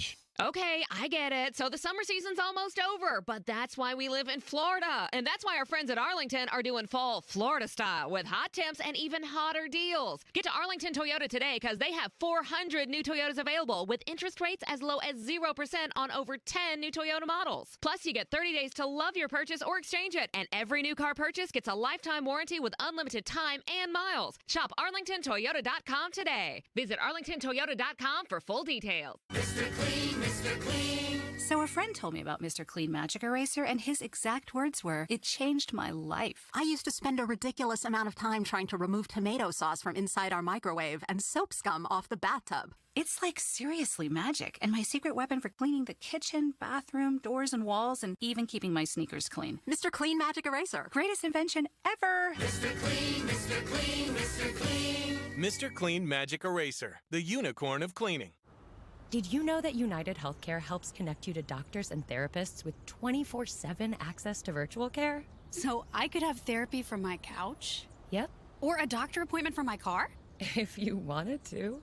Wait, you're right. I don't even like when people see me sing in the car. Couch appointment it is. Virtual visits are just one of the ways United Healthcare helps connect you to better health.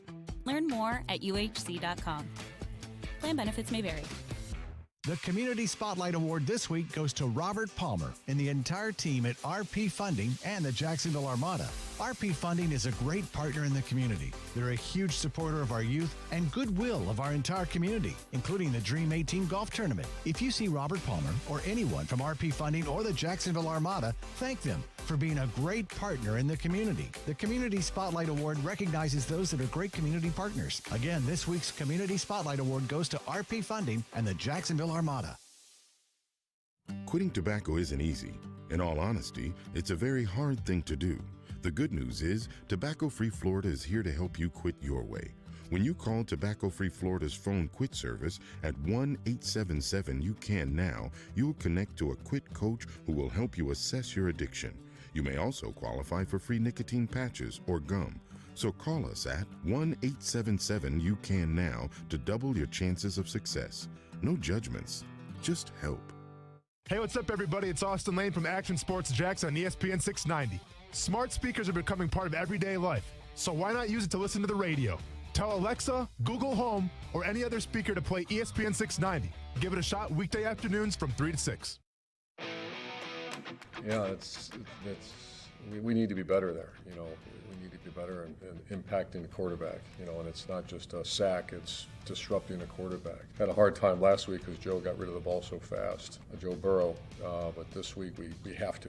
I mean, that's a mandate, and when the Titans have struggled a little bit, it's because the Arizona Cardinals had that Chandler Jones had 5 sacks, I believe, and last week they, I think, had 7. And it's Urban Meyer. They got to get some pressure. Well, the Jets got pressure last week, 7 sacks on Ryan Tannehill. Could the Jaguars do the same? Welcome to ESPN 690's Game Day Live from the DUUUVAL House. Every home game for the Jacksonville Jaguars on the front porch here at the Tealgate Fundraiser, brought to you by Phillips & Hunt and Folio Weekly 2.0. Come on by, say hello. We'll be here until 11 o'clock, and then I'll run over and do some TV countdown to kickoff on CBS 47, and the game today on CBS 47 as well. We should have Westwood One coverage of the NFL all day today, including tonight with a big Sunday night matchup of the Bills and the Chiefs. That should be good. And Monday Night Football will be the Colts and the Ravens. If the Jaguars win today, they're one game out in the AFC South, but maybe bigger than that would probably be for a team like Indianapolis. If they beat the Ravens, Jags win today, then they would be tied for first place. So it could be a pillow fight here in the AFC South in 2021, depending on what goes on today. This could be a big game changer. And one other note on that, actually, the Titans, here's the next 5 games for each of these teams. Look at the Titans schedule after today. It gets tough now. Bills, Chiefs, Colts, Rams, Saints. I don't know who the Colts are and who the Saints are, but we know who the Bills, Chiefs, and Rams are. That we do. Yeah, the Titans now, they had this stretch where I think it was Houston, the Jets, and the Jags. And if they lose today, lose 2 out of 3 of those, yikes. Big yikes. The Jags' next 5, Dolphins, okay, Seahawks. Now, Seahawks will be without Russell Wilson for sure in that one. The Bills, that will be tough. Colts, who knows what they are. And the 49ers, who, you know, they're better, of course, but they have to come all the way over to Jacksonville. And they are not, they're playing a rookie quarterback too right now. So we'll see what's up by that time with Trey Lance, Jimmy Garoppolo, that situation. It's really hard to project some 5 or 6 weeks from now. But no doubt the tougher 5-game schedule looks to be the Titans. Although any schedule is tough for the Jacksonville Jaguars these days. Speaking of the Jets moments ago, I think 17-0 was the score, but the Jets were driving. They still have it in the red zone for Atlanta. Some early football is the only other London game this year. Kyle Pitts has a touchdown, so does Hayden Hurst. Matt Ryan's 15 of 20 for 167 yards, 2 scores. That will help your fantasy league if you have Matt Ryan. If you have Zach Wilson, he's back to his Zach Wilson self of the early part of the season, not last week against Tennessee. 4 of 11, 39 yards and an interception. So a tough start in London for the Jets, who just, quite frankly, aren't that good. Hey, we like to do Saturday studs. Casey leads the way here. There's one player that I was hoping you put in. You did put in, but give us your Saturday studs that maybe we should keep an eye on. Could be playing on Sunday soon, and maybe something for the Jags. Yeah, this is the 3rd time we've done this, and we try not to hit necessarily the chalk plays here, and we've hit 2 quarterbacks so far. Sam Howell was one of them, and Malik Willis was one of them, and that means we haven't talked about Matt Corral yet. Matt Corral was 14 of 21 for 287, 2 touchdowns yesterday, and a win over Arkansas. Brent, I was out at Furyk and Friends yesterday, and I had Arkansas Ole Miss on my phone, and we had that picks in our picks this week's Action Sports Jax on ESPN 690. Yeah, you got lucky. I did, Brent, and I also got yelled at Furyk and Friends when Arkansas scored with 1 second left in the game and went for 2. I went a little crazy, got yelled at. That's okay. Because if that game goes into overtime, you likely lose by 6, and I lose because the spread's 5.5. But you go for 2 and don't get it there, then 5.5 is good. So what a moment. But let's talk about Matt Corral in general. I just thought that was worth mentioning. He's been very good this year. He's thrown for 1,500 yards, 12 touchdowns, no interceptions, completing 70% of his passes. Back in the Heisman conversation, especially after what happened to Alabama last night and Bryce Young, Matt Corral is pretty much what you want in a quarterback right now. He's mobile enough. He moves around a bit. Not a ton, a bit. Very accurate passer, very good. Lane Kiffin's coaching him up. He's somebody to watch. Let's give some love to Kentucky. Josh Allen, if you're listening, you're probably not. You're probably getting ready for the game. But that's okay. Chris Rodriguez, who runs the ball for Kentucky, 16 carries, 147 yards, and a touchdown yesterday on the season, 120 carries for 759 and 5. He's gone over 140 yards rushing in 3 of the 6 games. He will break his single-season rushing mark next week in Kentucky, if you have not heard, is 6-0. And some believe have a chance against Georgia, since pretty much anything can happen this year in college football. When you look at a wide receiver, let's talk about Drake London from USC. We are nowhere near USC. That might be why you have not heard of this guy. However, against Utah yesterday, 16 catches for 162 and a touchdown. Guy is incredible. On the season, 64 catches for 832 and 5. That is to this point in the season. We have a long way to go. He has 800 yards receiving. Incredible. And I don't know if you know this, Brent. USC, they've been known to put out some receivers in the league. Yes, they have. So this might be your next guy, underrated, at least on the East Coast, because of the USC connection. And we like to talk about a defensive player. That would be Kyle Hamilton. Do you have anything you'd like to say? That's my guy. Yeah. Yeah, this guy. Listen, there are some players that I'm not sitting there diving into the draft Nick stuff and everything like that. But there are some players that just jump off the TV for you, jump out at you when you watch them in person or on TV. Kyle Hamilton is that guy. Like, when you look at Jalen Ramsey on the field here in Jacksonville, you're like, man, that guy it's just a physical specimen. Like, he's built differently. He's broad, right? He can be real physical. He's long. He's fast. He's all those things. He had all the qualities. Like, that's why he's probably the best corner in the game, is because of the physical attributes, and then you put everything else together.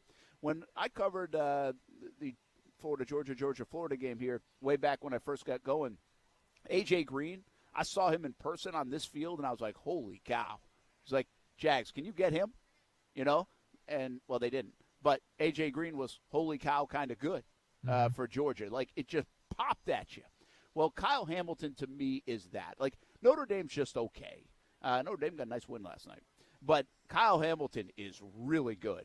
Just watch him, like, walk to the sidelines after making a play, and you're like, that guy looks the part, you know? Yeah. And that's how I feel about Kyle Hamilton. I think I'll give you another one who's like that for me, is actually like Derwin James was like that too. Yeah. You know? And so sometimes it's easy to identify these stud guys just from an athletic standpoint. And I think Hamilton really fits the bill. I think he's going to be a hell of a player at the next level. 3 interceptions so far in the year for Hamilton.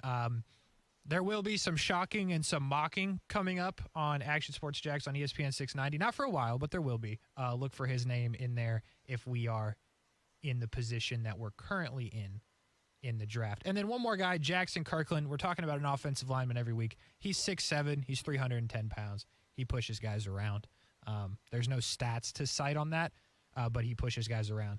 Take my word for it. So those are the next year's studs, guys, that we're looking at from Saturdays to Sundays. Brent, I know you're almost out of here, but I want to ask you this. Alabama last night, you know how many games they had won in a row? I think it was 19. You know how many games the Jags have lost in a row? Oh, good point. Is today the day? Is today the day? That's very good right there. I wish I came up with that. That's good. You can take credit for it. No, I'm sure you I'll will. give you credit. All right, cool. Appreciate I it. give people credit. I like that. I don't feel that. See, I'm usually the guy that feels those kind of things. Sunshine and Rainbows owner, president, whatever it is, I don't feel that today. Hope I'm wrong. I've had people feel that. I've had people say that. I think there are people on social media that say that.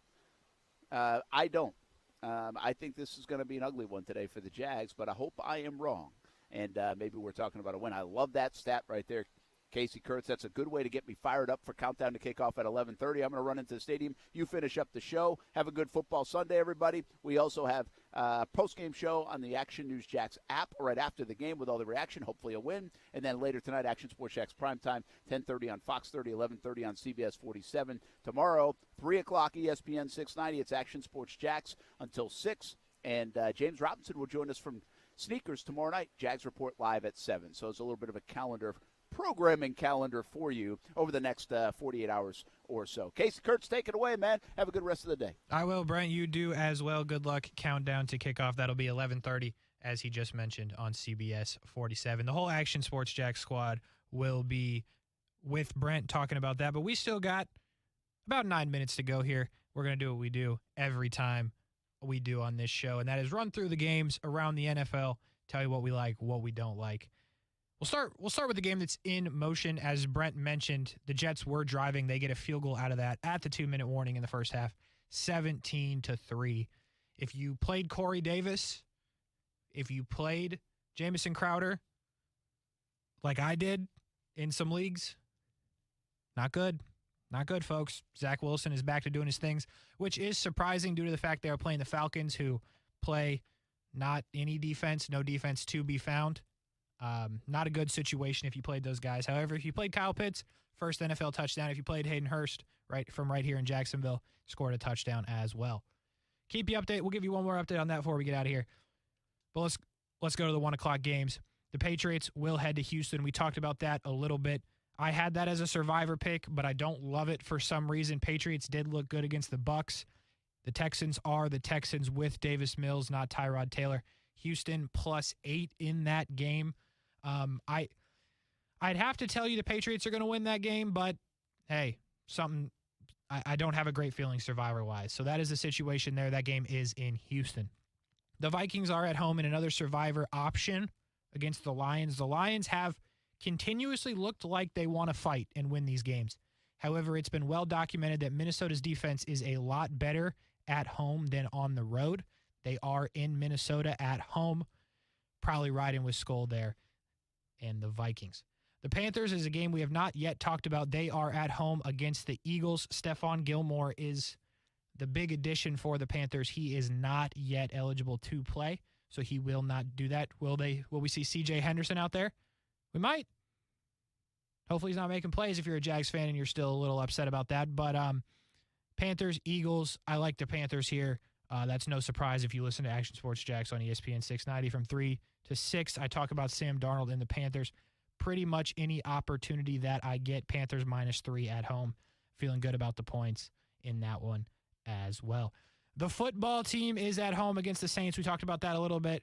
Brent wants to know which of these teams are anything. We don't really know anything about either of these teams.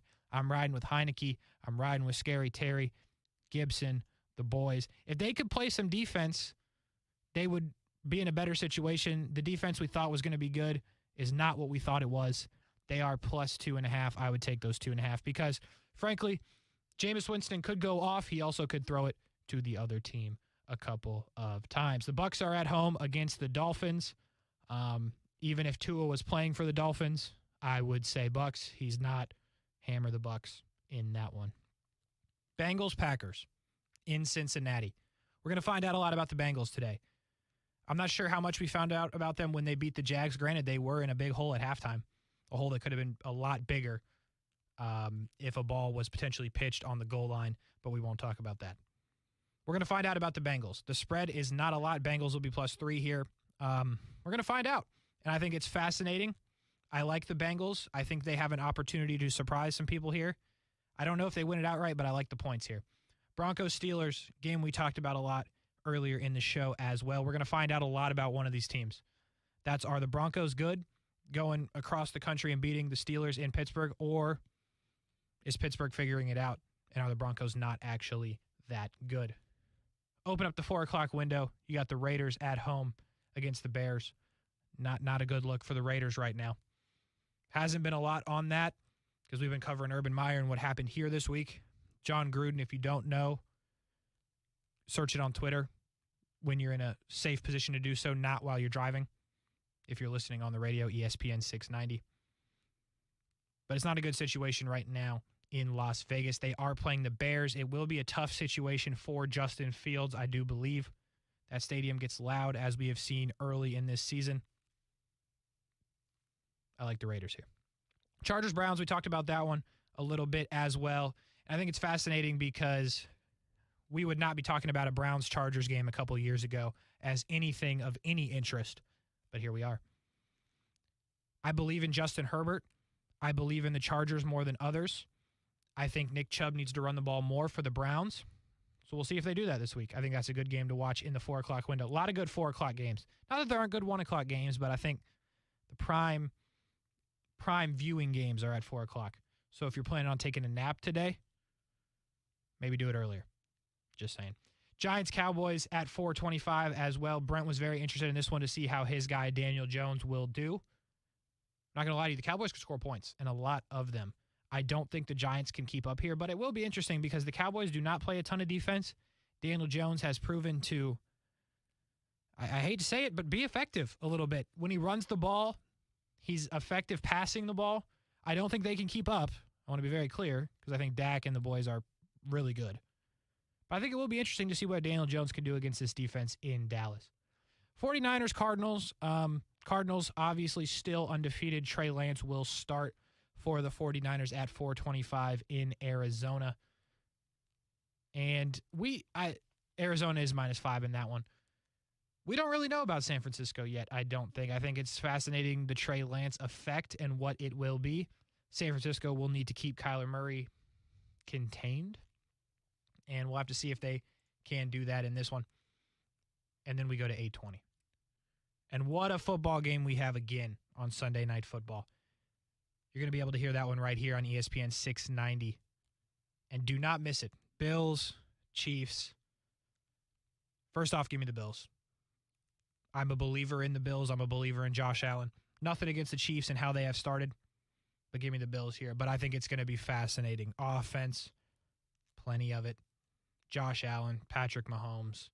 What more could you want in this one? And then tomorrow, 8:15, another game you'll hear right here on ESPN 690. That'll be the Colts traveling to Baltimore. And the Colts need it. The Ravens have been good, but they did almost, if Justin Tucker didn't have the leg of a god, they lose to the Lions in Detroit. So if you're the Colts, you see that. You know that this team is beatable. They are in no way unbeatable. They are good, but they are not unbeatable. You just won a game in Miami. You got to go to Baltimore at night, which will obviously be tough. It can be done. And if you're the Colts, dare I say, in this division, winning that game goes a long way. Must win for the Colts. That's the schedule, the NFL schedule for the day and tomorrow. And there's one game we didn't talk about in that little run. That's the Jags and the Titans. I mentioned a minute ago, Alabama lost after 19 in a row. Jags have lost 19 in a row. Is there a possibility? Brett Martineau does not think so. All I'm going to say is this. That Titans defense just looked absolutely brutal against Zach Wilson, who can't do anything against a bad Falcons defense right now. The opportunity is there. I think if you are a Jags fan, you have not felt like the Titans were gettable in a while. They're gettable here. Will it be done? That's yet to be seen. But the opportunity is there. James Robinson, pound the rock. Do what you got to do. Get Dan Arnold involved. Trevor Lawrence. Don't turn the ball over and you have a chance.